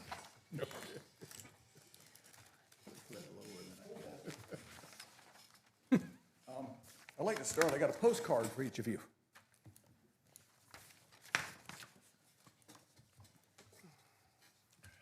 Beautiful Ocean Boulevard in Myrtle Beach. They can't hear you, just be advised. Thank you. Thank you. Thanks, sir. Thank you, Alex. Thank you, sir. Doesn't bring one for the record. As you can see, that's a nice picture of Ocean Boulevard with a continuing problem that we're facing.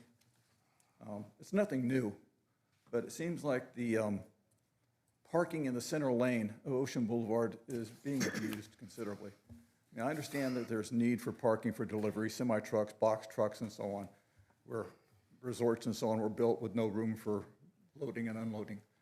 But for service vehicles, Uber drivers, DoorDash, tax preparers, or anybody who wants to just simply park in the middle of the lane to be able to do so without any repercussions, I said, it's just being abused. And I don't know, how we can control it. And it's almost an expected practice nowadays. But I seriously recommend that we, put some thought into how we can mitigate some of the abuse that's taking place. It's the one you see right there in that picture. The driveway's blocked. Nobody can get out of the driveway to turn left onto Ocean Boulevard at that particular location. And that's a common practice all up and down the boulevard. So bring it to your attention, make you aware of it, and encourage some thought behind it.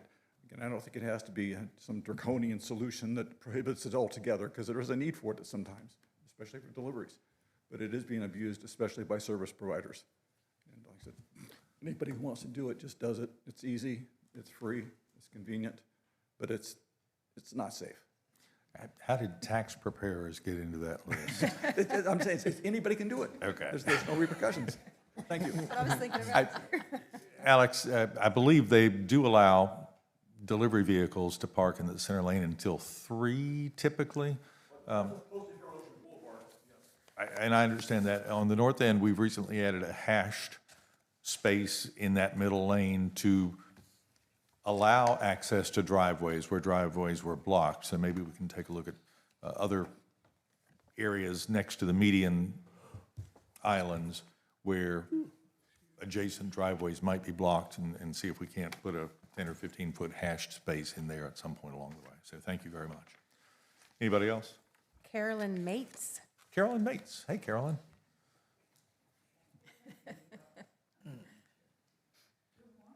Good morning. Hope you're doing well. I want to, first of all, can you hear me better? Yes. Thank you, Bill. Good Councilwoman. I'm so happy to be here, and I'm really happy to see that the Ocean Forest Monument is back in the forefront of discussions. And I'm here to support that 100%. I've been thinking about how much the hotel means to all of us.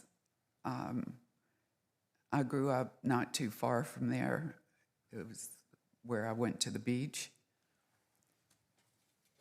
And the Ocean Forest, when you think about the history, was actually here and built before the pavilion. So it was a magnet for people from the north and the south. And I like to think of it, if you think of the Gilded Age back in those days, it was very opulent. It was beautiful. The beautiful people of all walks of life, artists, actors, all would come and converge there. It was quiet, off the beaten path, so to speak. And I do believe in my heart that the Ocean Forest made Myrtle Beach. Myrtle Beach did not make the Ocean Forest. I don't know how many of you were able to walk through those halls or have a dance recital there or watch fashion shows there or have a drink in the green room or watch your parents go get all dolled up and go to the marine patio to listen and dance to big bands. I firmly believe the only place that makes sense for this monument and tribute to the Ocean Forest is in the Circle. There's just no other place for it to be. So whatever we need to do, I'm sure my friend Ruben and the rest of us will do whatever it takes to get this done. And I just want to thank you for the opportunity to speak and support this cause that I love dearly. It means so much to us. Thank you, Carolyn. Thank you. Yes, ma'am. Thank you. Thank you. And between you and Ruben, it will stay at the forefront of our thoughts, I suspect. So. Bo Bryan. I have to take time to unwind a little bit here. In the absence of Reuben Hyman, I'd like to clarify for you a little bit about the genesis of this idea. It started on a pair of bar stools at the Flamingo Grill. Reuben and I sitting there. Reuben doesn't drink. I was having a cocktail. And Reuben says out of the blue, he says, "We need to remember the Ocean Forest Hotel." And I said, "Well, who doesn't remember it, Reuben?" And he says, "Well, you know what I mean." He said, let's get one of those plaques, one of those, historical markers and sit it there. And I kind of winced and said, "Oh, no, I'm not going to get involved in anything that small, because it didn't do justice to the memory of the hotel. If you, regardless of the sentimentality involved and regardless of the fact that we have not had the opportunity to save many buildings, haven't been a whole lot of buildings worth saving. I mean, they were built as disposable items, places to do business. And the Ocean Forest came along, the vision of, still not clear whose vision it was, but I thought, if you're going to memorialize the Ocean Forest, build a miniature model of it. Mayor just a minute ago said, "Well, you can do it in bronze for $20,000. I beg to differ. We checked into doing a scale model of it, and it would cost about $1 million in bronze. The point of putting a memorial there, putting a monument there, is that the Ocean Forest Hotel, I don't know of another instance like this, but the building of that hotel in South Carolina in 1926, I think, construction was begun, inaugurated the tourist industry in South Carolina. It wasn't just a hotel that was built up here on a sand dune. It wasn't planned to be that, but it turned out to be that the ocean forest publicized put Myrtle Beach actually on the map. The first paved roads in this town were the 100-foot highways leading to the ocean forest. There was no electricity here before the Woodside brothers bought it. There was not a generator in town. There was not even a telephone.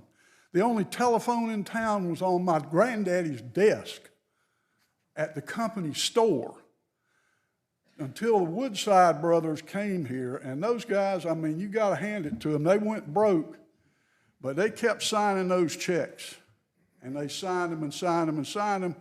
And at the height of the worst economic disaster in the history of this country, if you could crawl to Myrtle Beach and get to the site of that building, they would feed you, they'd put you in a tent, and they'd pay you a living wage to help finish that building. What I'm driving at here is that a memorial for that building deserves a worthy memorial. The memorial needs to be worthy of the idea that put it there. And this thing that Derek Mazingo has designed is not a piece of glass, Mayor. It's a 8-inch thick laminated bulletproof glass upon which is carved a bas-relief, which is, we've all seen it, the antiquities of all, you know, they would carve a flat piece of rock to make it look three-dimensional. And that's what this piece of glass is. This is a potential public relations gold mine we're looking at here. To replicate that building, and I mean, we've been around the flank, so to speak, and been to Columbia and talked to some key people up there. They love the idea. There are people in Columbia who were saying, hey, let's build it. You know, we'll give you the money. They didn't say that to me, but they said that to a mutual friend of ours. I can't name names. I got 12 seconds here. So I'm going to wrap it up.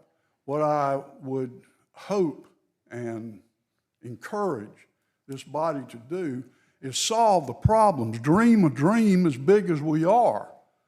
We're not little anymore. Thank you. Thanks, Bo. Need to leave that name, Bo, too, in Columbia.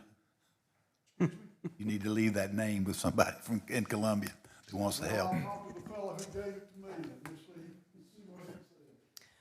Thank you, Bo. Jennifer. Kate Curran.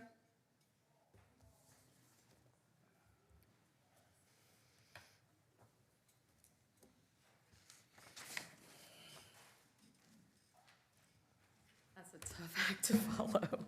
Gotta love Bo. Hi, I'm Kate. I live in the county, but I am the executive director of Fresh Brew Coffee House. So, about a month ago, I came to voice my concerns regarding the expansion of our current shelter system. And when I addressed the council last time, Councilwoman Hatley asked a clarifying question about domestic violence sheltering.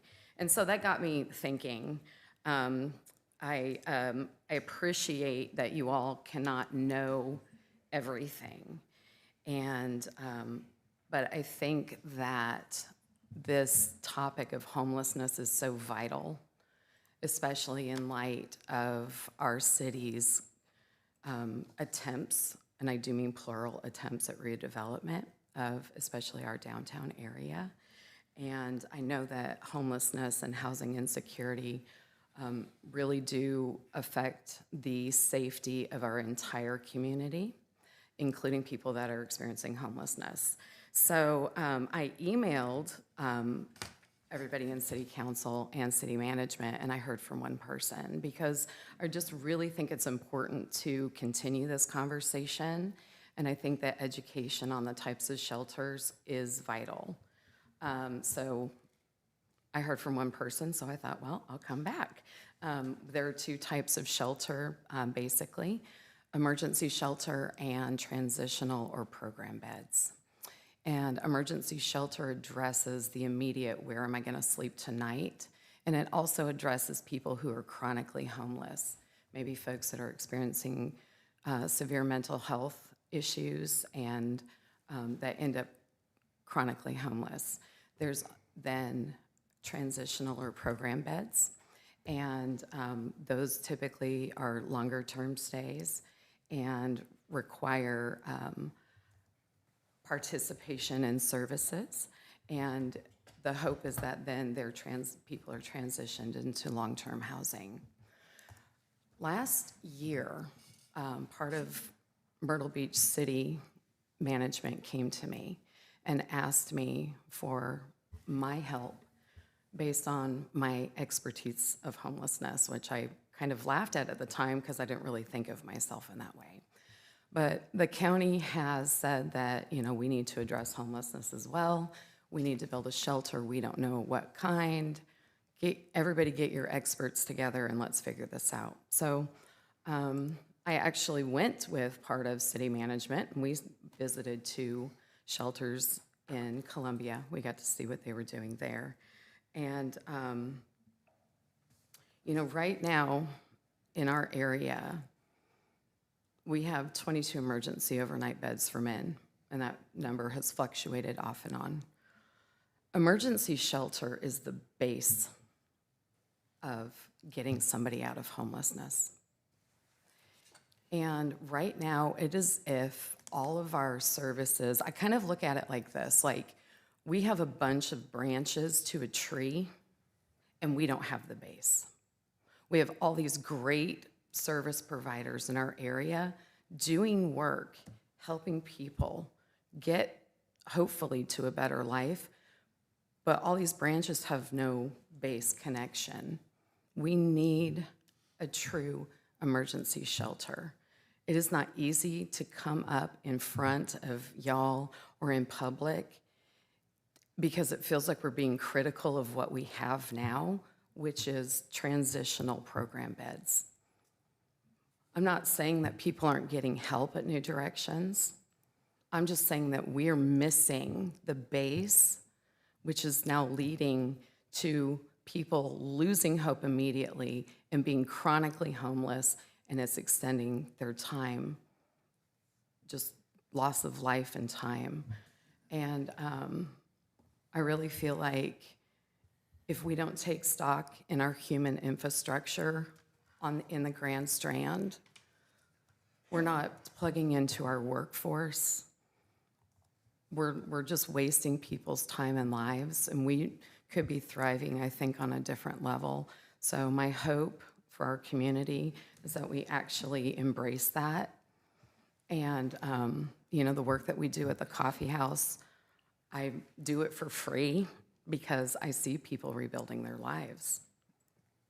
So that's all I have to say. Thanks. Thank you, Kate. Yep, thanks. We, just generally speaking, we need a larger conversation about all of these issues. The county has proposed, I believe, $750,000 towards this sort of shelter.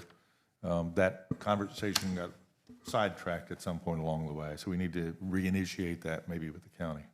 But there was also a community meeting last night about that proposed shelter over at Mary C. Canty that we attended. There's also a meeting with senior staff and the county on the larger facility on the Zoom meeting on Friday. So the conversations are continuing, albeit they are not moving as fast as anybody would like. But this is a very passionate issue on both sides, and it's very delicate. And just briefly to Kate's point, it would be possible to make the situation worse rather than better if we don't provide the tree that she's talking about. So anyway, Jennifer? Stephanie South, I can't make out the second half of your name. Worth, okay. Thank you. Would you pull the microphone down in front of you? Thank you. Is that good? Yes. So I didn't realize I would be speaking right after Kate, but more of the same. My name is Stephanie Southworth. I'm a associate professor of sociology at CCU, and I have been studying homelessness in Myrtle Beach for 10 years. 2 years ago, I came and talked to the city council, and I was told, I was dismissed, yelled at, more or less told that we're having meetings and we're going to do something. That was 2 years ago. What I've seen in the community is that not only is homelessness getting worse, that we have more numbers, but they're getting less help. They're getting more help from people like Kate, but there are fewer resources overall. When I think about people who are homeless, I do not think of strangers. I do not think of those people. I think of my brother, my sister, my mother, my father, any of us. I could, if I lost my job tomorrow, a month, I'd be outside. I don't have anybody to depend on. Any of us can be homeless.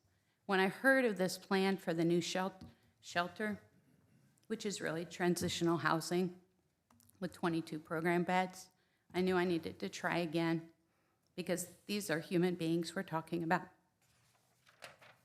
Sober living facilities are needed, but we need other things for those who become homeless, for those who are on the verge of becoming homeless.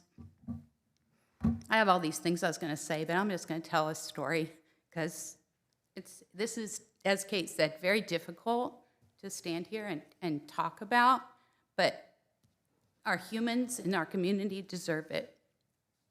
So there's an old fable, and parts of it you've probably heard, but I made up other parts because it fits. There are these fishermen, and they're standing on the side of this river, and they're fishing. And there's this man and his son, and they see a baby in the river. And they run in, and they grab the baby, and they take it out, and they put it on the bank. And then they look back, and they see 2 more babies. And they run in, and they grab those babies, and all these fishermen are laughing. They're like, why are you grabbing those babies out of the river? Why aren't they trying harder? And then the dad starts walking up the river, and the son's like, I can't do this by myself. These people won't help me. How can I get all these babies out of the river? That's Kate. The guy that's up at the top of the river is trying to figure out how the people are getting thrown in, the babies are getting thrown in the river. We need to start there. What's going on that makes us have this problem? We can start with the lack of affordable housing. I've talked to over 100 people that became unhoused due to the shutting down of all those motels that they were just living in when they had enough money to cobble together enough to get a roof over their head. Now they're outside at night in unsafe conditions, walking all night, afraid of getting arrested, while the people on the side of the river are laughing at them, and people like Kate are trying to pull them out. It's an unsustainable system, and more meetings, more talking isn't going to help. We need to do something, or 2 years later, I'll be back here, and I don't like being here. Thank you. Thank you, Stephanie. One more. Daniel Buchanan.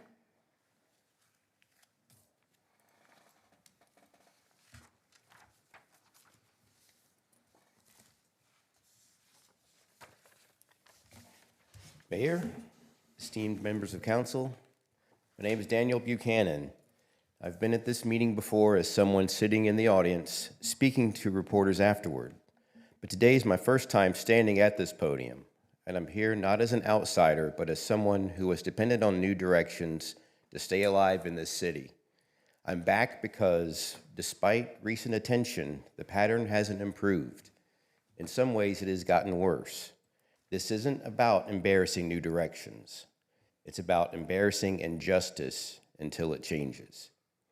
Over the past year, I've raised concerns publicly about 3 core issues at New Directions: food safety, arbitrary decisions about who gets in and who stays in the resident program, and inconsistent discretionary use of Code Blue and emergency overnight shelter policy that leaves people to fend for themselves outside.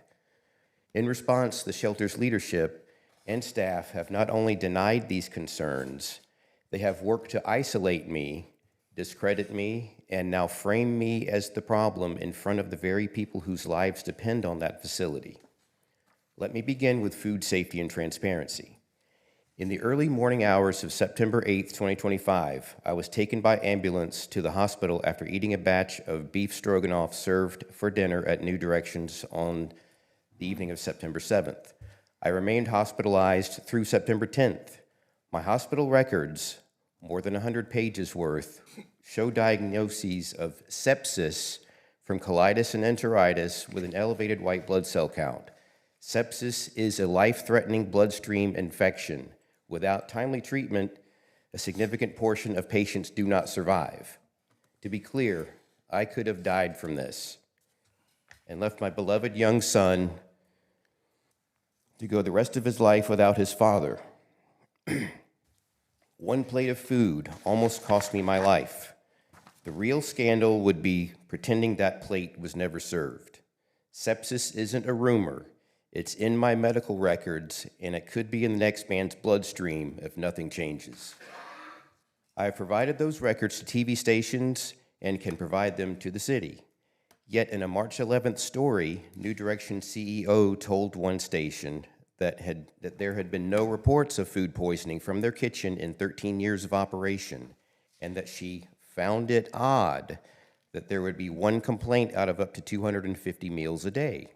At the time, the station said they had not seen any proof linking my illness to the shelter. They have that documentation now. When leadership dismisses a sepsis hospitalization as odd and effectively a non-event, that's not just minimizing my experience. It tells everyone else who got sick that speaking up won't matter. At the same time, people who have relied on New Directions for meals have told me they got sick from food there and described an unclean kitchen and dining room, including pests. I personally observed visible mold growth and water leak damage in the dining room area ceiling, directly beneath the upstairs showers, left unaddressed for months. If you wouldn't feed it to your own child or sleep your own father there, don't tell us it's good enough for the homeless. Yet leadership insists to the public that professionals have tested from the vents to the baseboards and that everything is clean, and that Low Country Food Bank has cleared them in an internal investigation the public is not allowed to see. The South Carolina Department of Agriculture has also said they do not regulate this facility as a retail food establishment, leaving a major gap in oversight. So we have a shelter kitchen effectively shielded from SCDA inspection, a food bank inspection the public cannot review, and visible mold and damage in the dining room, multiple illness complaints, and a CEO telling the cameras that there has never been a single food poisoning issue in 13 years. I'm running short on time, so I'm just going to get to the solutions that I propose. And I would be more than happy to continue this conversation with you, following up with the council with any documentation, timelines, et cetera, that you might be interested in seeing. But I want to be very clear. I'm not asking you to shut New Directions down. I'm asking you to bring it into alignment with the values the city says it holds. Right now, we have a kitchen shielded from South Carolina Department of Agriculture inspection by an exemption, an internal food bank inspection the public can't see, and visual evidence of damage in the dining areas. A record of illness, including my own hospitalization for sepsis, dismissed on camera as odd and unproven, even after medical documentation has been provided.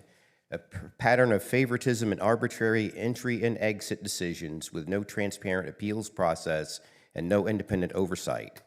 Code Blue and overnight policies that expand or contract based on not need alone, but seemingly in response to media coverage and criticism. Daniel. Thank you. I'm sorry. We received emails from you. You mentioned solutions. You didn't get to the solutions part of that. Will you put that in an email and send your proposed solutions to us, please? I absolutely will, Mayor. Okay. Thank you. Thank you very much for your time, and God bless you for each of you for giving me the opportunity to speak today. Thank you. That's it. All right. Thank you all very much. The consent agenda. There are a few items on the consent agenda. Mr. Manager? Good morning, Mayor and Council. For your consent agenda this morning, you have 3 items for consideration. The first is second reading of ordinance 2026-22, granting a boardwalk vendor franchise agreement to Charmati Abeldakarter, sorry about that, doing business as Myrtle Breeze for 4th Avenue North portion of the public boardwalk of the city of Myrtle Beach for a period of up to 1 year beginning March 24th, 2026. Next item is second reading of ordinance 2026-23, granting a boardwalk vendor franchise agreement to Haley Riccardi, doing business as Riccardi's Italian Ice, for the 5th Avenue North portion of the public boardwalk of the city of Myrtle Beach for a period of up to 1 year beginning March 24th, 2026. And the third and final item for this morning is motion 2026-43, authorizing the city to apply for an LSTA Summer Reading and Learning Programs Grant through the South Carolina State Library in the amount of $2,000 to support and enhance Chapin Memorial's Summer Reading Program. That'll be matched by roughly a little more than $1,000 in-kind contribution from staff time. Thank you. Is there a motion to approve the consent agenda? Second. First and second. Who's first? Mike? Mr. Louder. Any discussion from council? Any discussion from the public? All those in favor of the consent agenda items as presented, please say aye. Aye. Any opposed? And the consent agenda is approved. On the regular agenda, this is second reading of an ordinance to amend Chapter 7. Jennifer? Second reading of ordinance 2026-3 to amend Chapter 7, Elections, Section 7-6, the Myrtle Beach Code of Ordinances to change when newly elected officers take office from January to December.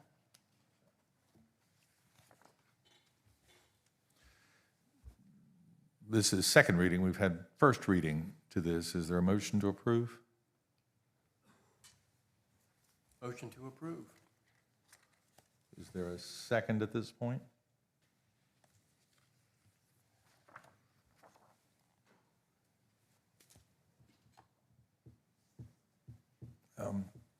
I'll make it second for discussion purposes. How's that?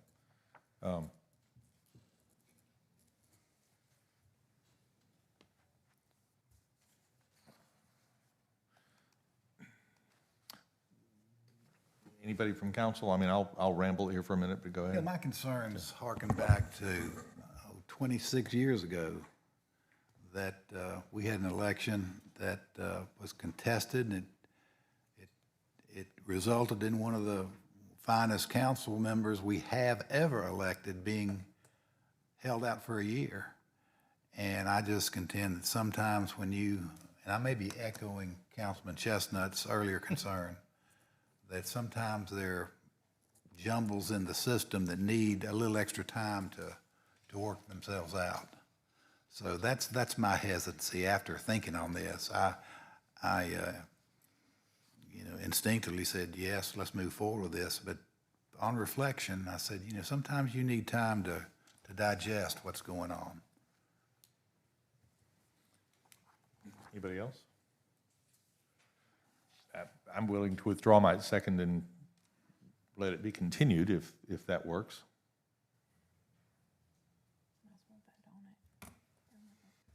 Or it dies without the second.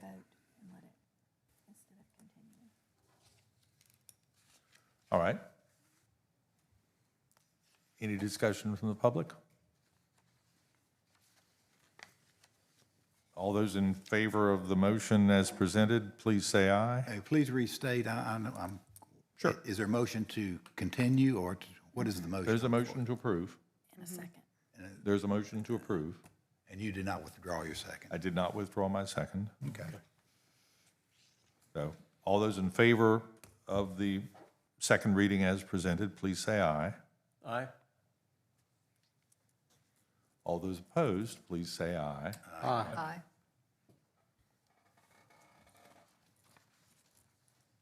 Madam Clerk?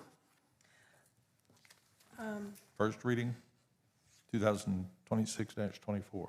First reading of ordinance 2026-24 to annex 8.7 acres off of 48th Avenue North and to rezone from Horry County GR to Myrtle Beach R5, single-family detached residential district. Good morning again. No changes since workshop on this one. Are you sure? There's been a lot of developments, but none I'm willing to share. As I stated earlier in the workshop, the parcels in question are bounded in that orange box. This is the north side of 48th Avenue, the south side of 48th Avenue. Across from that, the parks on the south side came into the city as part of a PUD in the 90s. This is a donut hole that is completely bounded by the city that would be closing. Motion to approve. Second. Mike Chestnut was the second. Any discussion from city council? Does anyone know what precipitated this application? I'm curious, I don't. Yeah, so when you asked earlier for people from the 48th Avenue for the speed, those are actually my 48th people for the park. So they're here who can represent themselves on that one. They do a very eloquent job with that. I would like to bring up one quick thing. When we originally put this together, we had zoned it to come into the city as R5. That would be every property within this boundary being in conformity. Although R5 does allow for manufactured homes, so after discussion with Ken and Charlie, we would be willing to make the recommendation to council that you'd look at R7 for these pieces of property. That would make 2/3 of the lot conforming, but would also prevent manufactured homes from going in that area because the manufactured home is not allowed in the R7 zoning classification. So that's the only other additional piece that I have for you all today. Remind us again, lot size from R5 to R7. 5,000 for R5 and 7,000. 7,500? The R7 is 7,000. Thought it was 7,500. I believe it's 7,000. I might be wrong on that. I could be wrong. Yeah.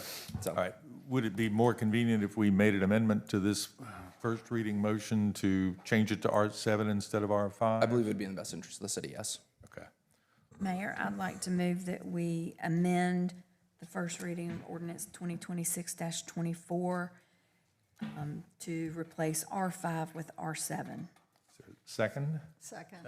Jackie's the second. Any discussion from council on the amendment to the motion? Any discussion from the public on the amendment to the motion? All those in favor of amending the motion to read R7 instead of R5 for this annexed area, please say aye. Aye. Any opposed? Okay. We have the motion on the floor. As amended. We're doing this pretty close. As amended, to approve the annexation of the park at 48th. Any other discussion from council? One question. Bill, talk to your microphone if you would, please. Sorry. One question. The other park that you talked about is in a PUD. This particular tract is not in a PUD, is that correct? Correct. Okay. And do you know the history of why it was developed and not annexed into the city initially? I spent way too long trying to find that answer, and everyone who was around at that time is no longer with us. To the best of my understanding, this was part of the Burroughs and Chapin tap fee certificates that they had, so they were able to do this out in the county and still get city water and sewer service without having to annex. Okay. The other side didn't have that option. Okay, super, thank you. Any comments from the public? Don't mess it up. No. All right, all those in favor of annexing 8.7 acres off 48th Avenue North, the park on 48th Avenue North, and rezoning it from Horry County GR to Myrtle Beach R7, as the motion was amended. As amended. Please say aye. Aye. Aye. Any opposed? Excellent, thank you. That Thank you all. Have a motion great morning. passed. Madam Clerk, motion 26-44. Motion 2026-44 to authorize the city manager to take the appropriate steps to convey or sell city-owned parcel PIN number 443-1502-0041 to the Horry County Community Land Trust. If sold, all sale proceeds will be conveyed to the Horry County Community Land Trust for the purpose of advancing the city's workforce housing opportunities in Horry County.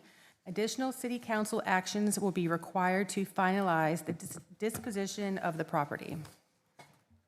Jen, I'm very sorry for that long title. That was pretty long. Yep, sorry.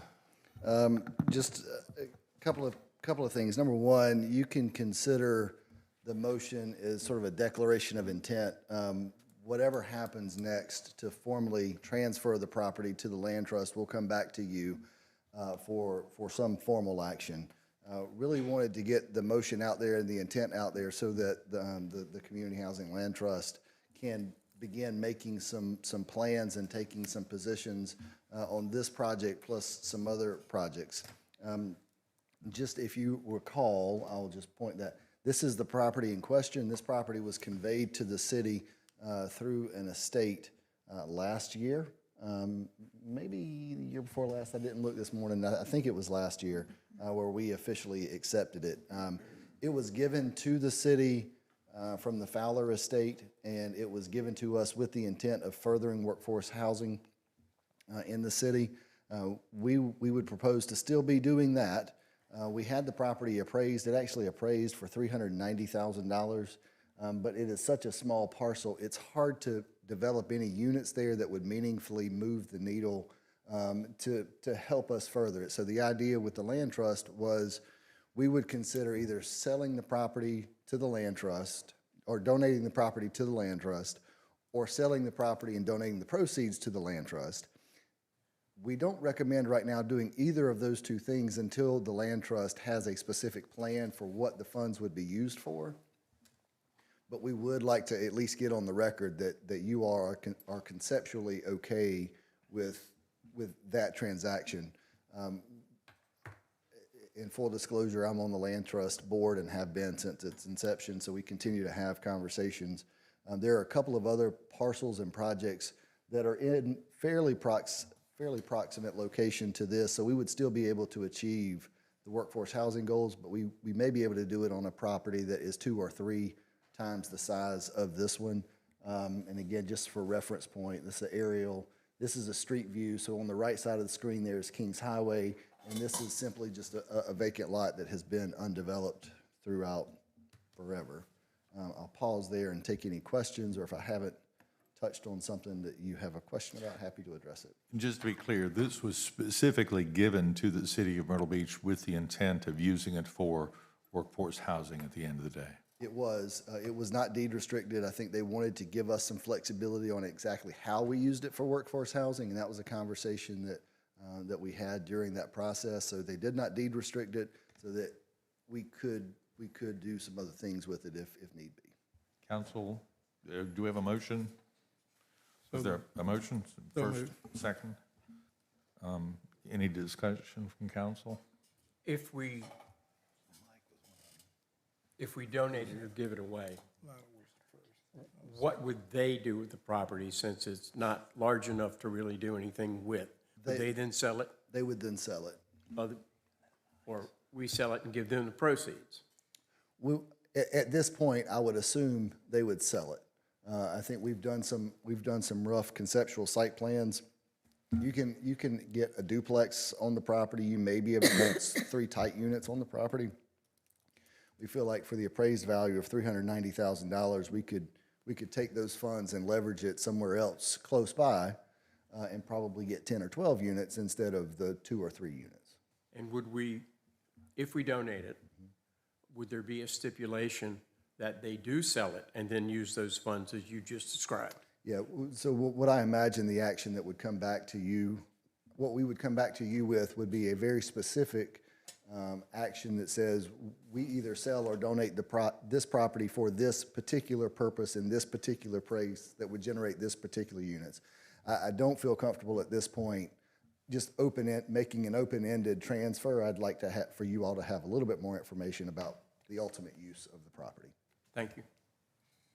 Anybody else? So with this vote, you will come back to us with the final result? Yes, ma'am. Proposal? Yes.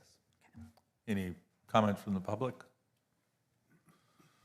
All those in favor of the motion as presented, please say aye. Aye. Aye. Any opposed? And that motion passes. Mr. Mayor, who made the first? Yeah. This is the first and the second. Mike Louder? Mike Chester. Louder. I made the second. Thank you. Thank you. Yes, sir. Motion 2026-45 is authorizing the city manager or his designee to accept a donation in the amount of $13,495 from Jeff and Kathy Hancher in memory of PFC Jacob Hancher for Myrtle Beach Police Department to establish the Canine Support Program as part of our Victims Advocate Canine Support Program. This motion is to record the appropriation of such funds in the amount approved and no match is required. Motion to approve. Second. Thank you. I believe Jeff and Kathy are in the room today, or in the house today. Good morning, Council. Good morning, Mayor. Yeah, if we had just a few minutes for the opportunity for Mr. Jeff Hanser and Kathy Hancher to say a few words. So you haven't started the 5-minute clock, so I'm just going to keep starting. We won't worry about that for you. How's that? You know, thank you for letting us come today and talk for a few minutes on why we are partnering with the Myrtle Beach Police Department and why this dog means so much to us. When Jake was killed in 2020, our family was devastated. What happened to Jake that night could happen to any officer at any time, and it does.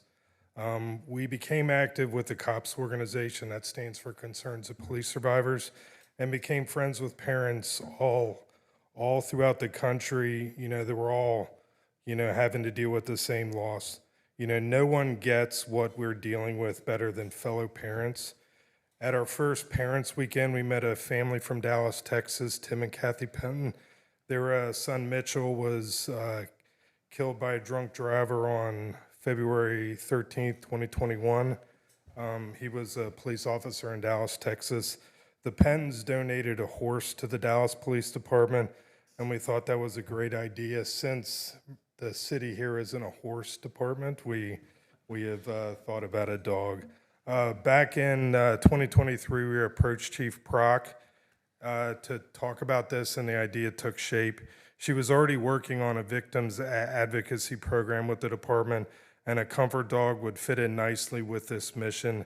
Jake had a big heart and cared deeply for his family, friends, fellow officers, and community. A patrol dog would not fit Jake's personality, but a comfort dog would. We had one stipulation, though, and that being we get to name the dog.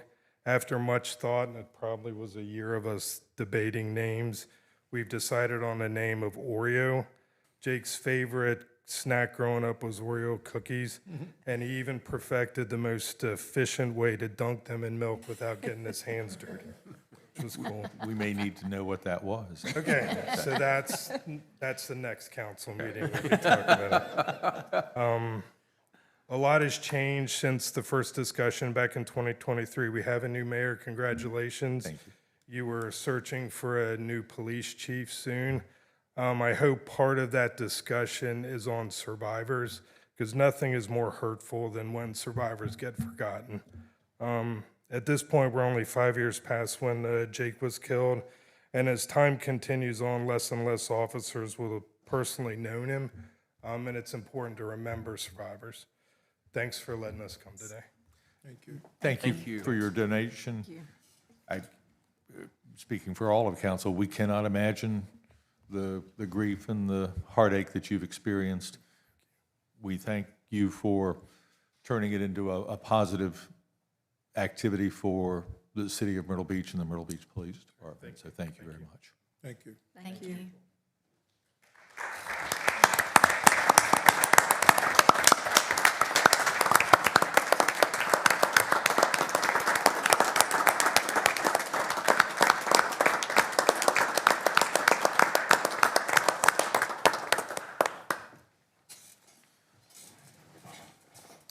Any other comments from the city council? Any comments from the public? All those in favor of accepting this donation for a canine support program from the Hancher family, please say aye. Aye. Any opposed? Thank you. We've continued item number 26-46. Jennifer, 26-47. Motion 2026-47 to appoint one member to the Human Rights Committee.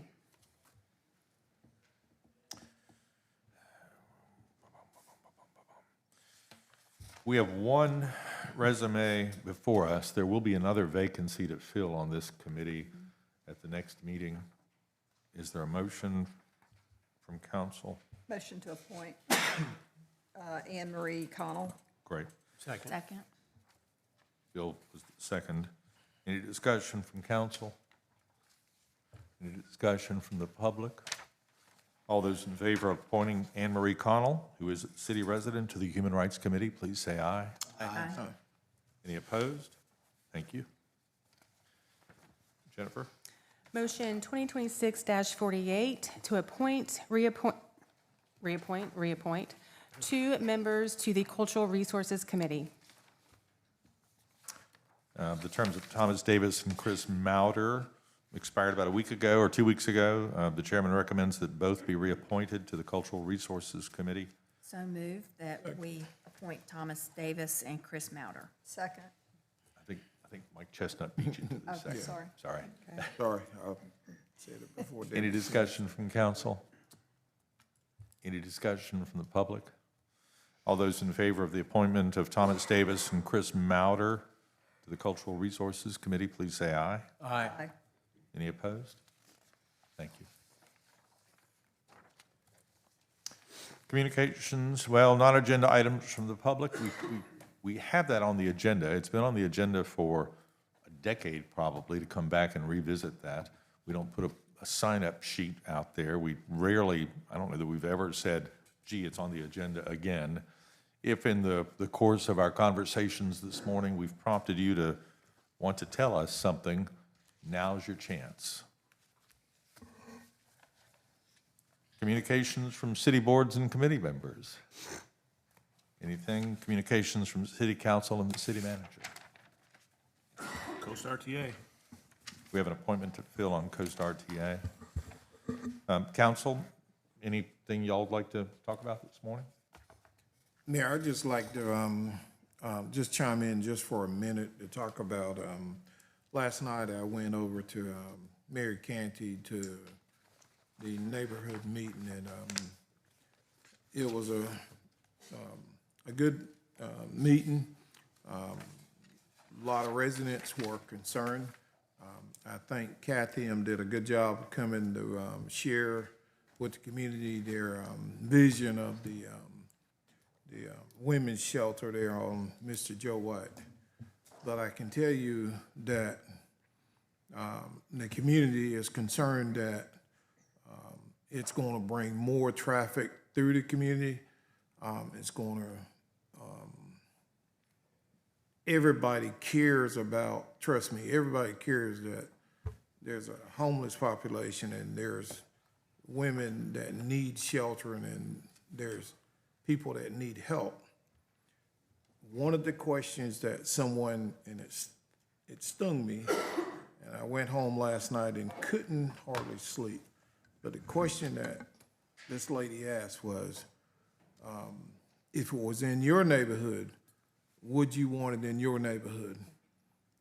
And that, I guess what people are saying, they're just feeling like the neighborhood is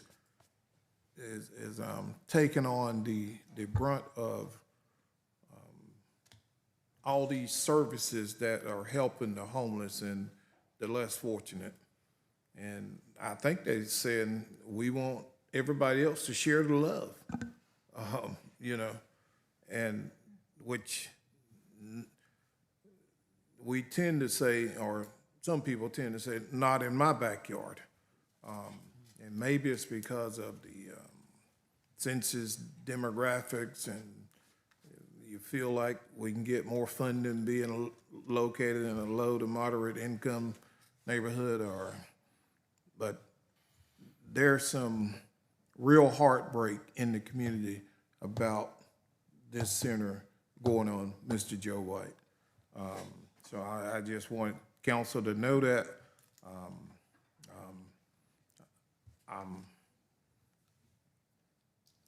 I take away from that and say that I still feel like we as a council need to set the tone and start back really having some serious conversation with county council on the bigger issue. I hear that these meetings are happening, but I think they're happening with staff and and with other committees and stuff. But I think that they need to be happening on a council level and a county council level to say that, you know, and a resident asked me last night, well, Mike, why is the county willing to give $750,000 towards this facility? I was just straight up with them. It's probably because they don't want it in their backyard. I mean, can anybody tell me that that's not so? I guarantee you that's what it is. They don't want it in their backyard. Yeah, they got the land, they own the land. Doesn't mean that that's the right place for it to be. Another resident said last night, you know, we have 4, and I think they're wrong, it's actually about 5 of the centers that deal with homeless and helping people within walking distance or a mile of the neighborhood. I mean, there's the family center, the street reach, the community kitchen, the helping hand, and the center off of Ocala and off of Campbell Street, all within, between the BTW, Caramay Johnson, Nance neighborhood. People are just feeling like they're being dumped upon to just have, I mean, we had a lady said last night, she can't even go to Fruit Trail Park and enjoy the park, or just walk home from Mary Canty, leaving work. She doesn't feel safe. You know, I mean, I know this might sound cold, but I'm just telling you what people are saying. We missed a chance last night to hear that. I didn't get politics involved and all that stuff, and I told them last night, I came to listen and hear what people had to say, and I got an earful last night what people had to say. They're really concerned about this, so I just want to tell everybody, we need to think long and hard. What is the right answer? I don't know. All I just know is what the people said last night. They feel like they're being asked to take on another challenge in the community. They want to see the rest of the city, the rest of the county share the love and feel some of the issues that they're dealing with in the community. So their ask is to help us out and listen to us? Well, they're asking you to help us out, listen to us, but I think they're asking, I think their ask is not to build the facility there. Yeah, I mean, that's the I bottom. wanted to get to that. Well, the center, I understand, they own the property, they can do it, and I was told, does it have to come back to city council? I don't think we got a vote in that, but I just want to let you know, when it comes to the funded side, I am going to be hard pressed to support that based on the concerns I heard from the community. I'm not going to. And I understand that, you know, and I think what it gets down to is just because you can doesn't mean you have to or you should. I agree. And I think, you know, there is a bigger discussion here. Kate already told us that already this morning. I heard her. But how do we advance that discussion? Well, because we've got so many people trying to do the same thing. It just seems so fragmented. And we did this about a dozen years ago with the discussion that resulted in new directions, and we've sort of morphed a little bit from our original goal with new directions. That's Mark saying that, not the world saying that. So I think it's time to revisit that and have that conversation. I don't know the mechanism to do that, but as we've heard this morning, we absolutely need to have that conversation. Meetings are part of the process, unfortunately. But I'd be willing to say, let's figure out how to have that conversation and do that. Don't disagree. We had, Mr. Chestnut alluded to meetings with county that they were going on, and then there were some situations at the county that derailed Altered that, those. yes. And we haven't had a chance to revisit those. There's a reintroductory meeting, if you will, on Friday, but that's not to the level that Mr. Chestnut's talking about. Earlier meetings, Mr. Chestnut asked about the small groups that we had with the county and the city. I have got a proposed date with the county administrator that we're trying to nail down, so that will be a good opportunity to do that. You need to extend an invitation to the legislative delegation also. I mean, this is a three-tiered issue. And we certainly have said through the years that we need to protect neighborhoods, and this is a neighborhood asking for some protection, so we need to pay attention to that sooner rather than later. The only thing I'll say is that editorial comment is the community's right. This is a community problem, not a city problem. But we do have the 5 shelters in the city limits, and there aren't any anywhere else, except for one in North Myrtle Beach. To Councilman Chestnut's question, implied question, there would be some economies of scale in locating those facilities within a reasonable distance of each other. And yet, for the neighborhoods, for the business community that exists within that scope, within whatever that circle may be, there would be potentially negative effects that may result. So we certainly understand that too. So let's figure out how to have that conversation, which may involve revisiting the new directions concept at the end of the day. I think one thing is that, number one, that is the whole purpose of, I think, was in possibly Mike, it may have been, maybe in my second term that we did that. We actually, we determined that we had all these different agencies doing the same thing. And we were funding all these different agencies out of the same pot. And so what we did was basically do an umbrella, correct me if I'm wrong. We did the umbrella as in using New Direction as the head of this whole organization, if you will. And, you know, and what happens is, like, your fault, my fault, nobody's fault. This is what's happened. We've gone away from the umbrella and we've expanded out again with all the different folks trying to do this. And it is something that we definitely need to do, is to bring that back to that umbrella. And number two, the thing we need to do is go back to, has been discussed just now, we were actually starting to make a little progress. We've been trying to build the bridge, so to speak, with the county and other municipalities in the area. And so we were having some great meetings. We really were. One meeting was just, hey, let's just get to know each other. And other than talking about political issues, let's talk about our interests, how we are, what we do, and let's get to know each other. And then the second thing was, we were having some meetings with, and we were following the guidelines. There was not enough on either side to have a quorum, so those were perfectly fine. And we were having some really good discussion on those, and they just fell off the map. So I think we need to go back with that. And I also agree with Mr. Render that these, you know, we always talk about funding. Well, who's got the deeper pocket than we do? And that's the state. So that's why we need to involve our local delegation to be in this discussion with us, because we can talk about it all we want to talk about, but where we need some help also is from the state. And I'm not so sure that maybe our congressional body should be involved in this to some extent, but for if there are any possible federal fundings out there that we can look at.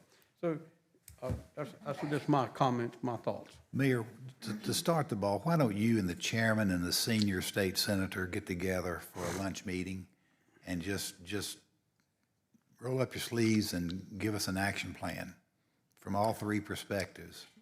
We can do that. Don't leave the room without a semi-plan. We can do that. Historically, the city's position since the creation, part of the creation of New Directions, was that we did not want to participate in sustaining people in a homeless condition.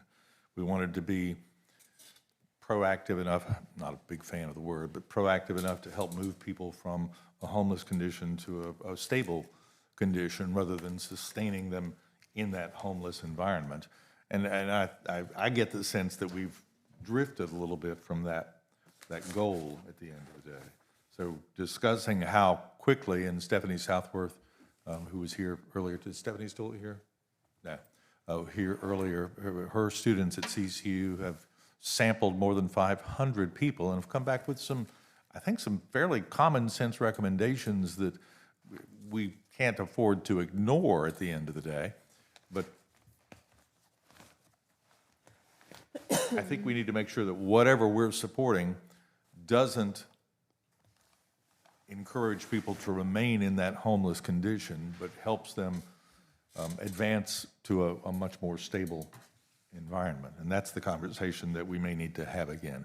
Just as with almost everything, checking in on it on a regular basis annually, we can make sure that things stay on track, and I don't know that we've been good about that. But I can easily start with the chairman and our legislative leaders, and we'll come up with an approach. But it's going to involve a conversation. It may involve something approaching what we did to create New Directions a dozen years ago. Other comments? Motion to adjourn. Just one other thing before we adjourn. Yeah, Debbie's got one thing too. Oh, Debbie's got one too.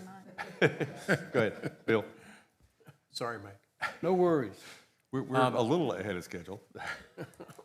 I'll try to be brief. In our budget talks this past week, one of the things that we brought up was planning and zoning, and there was a request that we separate planning and zoning. I've had a chance to think about what staff told us. I want to revisit that, and I'd like to revisit it first meeting in April, maybe the workshop before the first meeting in April, and discuss that just a little bit more. I heard the efficiency argument. I've looked at that. I'm not quite sure about the efficiency argument, so I want to hear more from staff on that as well. But I would like to bring that up. Agreed. Debbie? So I know that our city manager made a comment, Coast RTA appointment. Why don't we recommend that the Bike Ped Transportation Committee have a member of their committee serve as our representative on Coast RTA? Seems like that would be a good conduit for some communication there, and I think it feeds into our expectation of what that committee does. So perhaps that we, Mayor, you might reach out to Tom Vitt and ask him for a recommendation from his committee to serve in that role. I like it. It's a great idea. Good idea. Just briefly, I did the Sea Haven walk Saturday morning at Broadway at the beach, walked all the way around Broadway at the beach, which wasn't on my radar, but I did it anyway. Went to the track meet for about 30 minutes, did not run track. Did the car show and walked all over the 50 acres of the former mall site and presented a couple of awards at the car show with Councilman McClure. And then attended the dedication of the Philip James Fox stage at Nance Plaza, which was a lively day. I was not able to stay for the entire day, but they had musicians and performers throughout the day at Nance Plaza.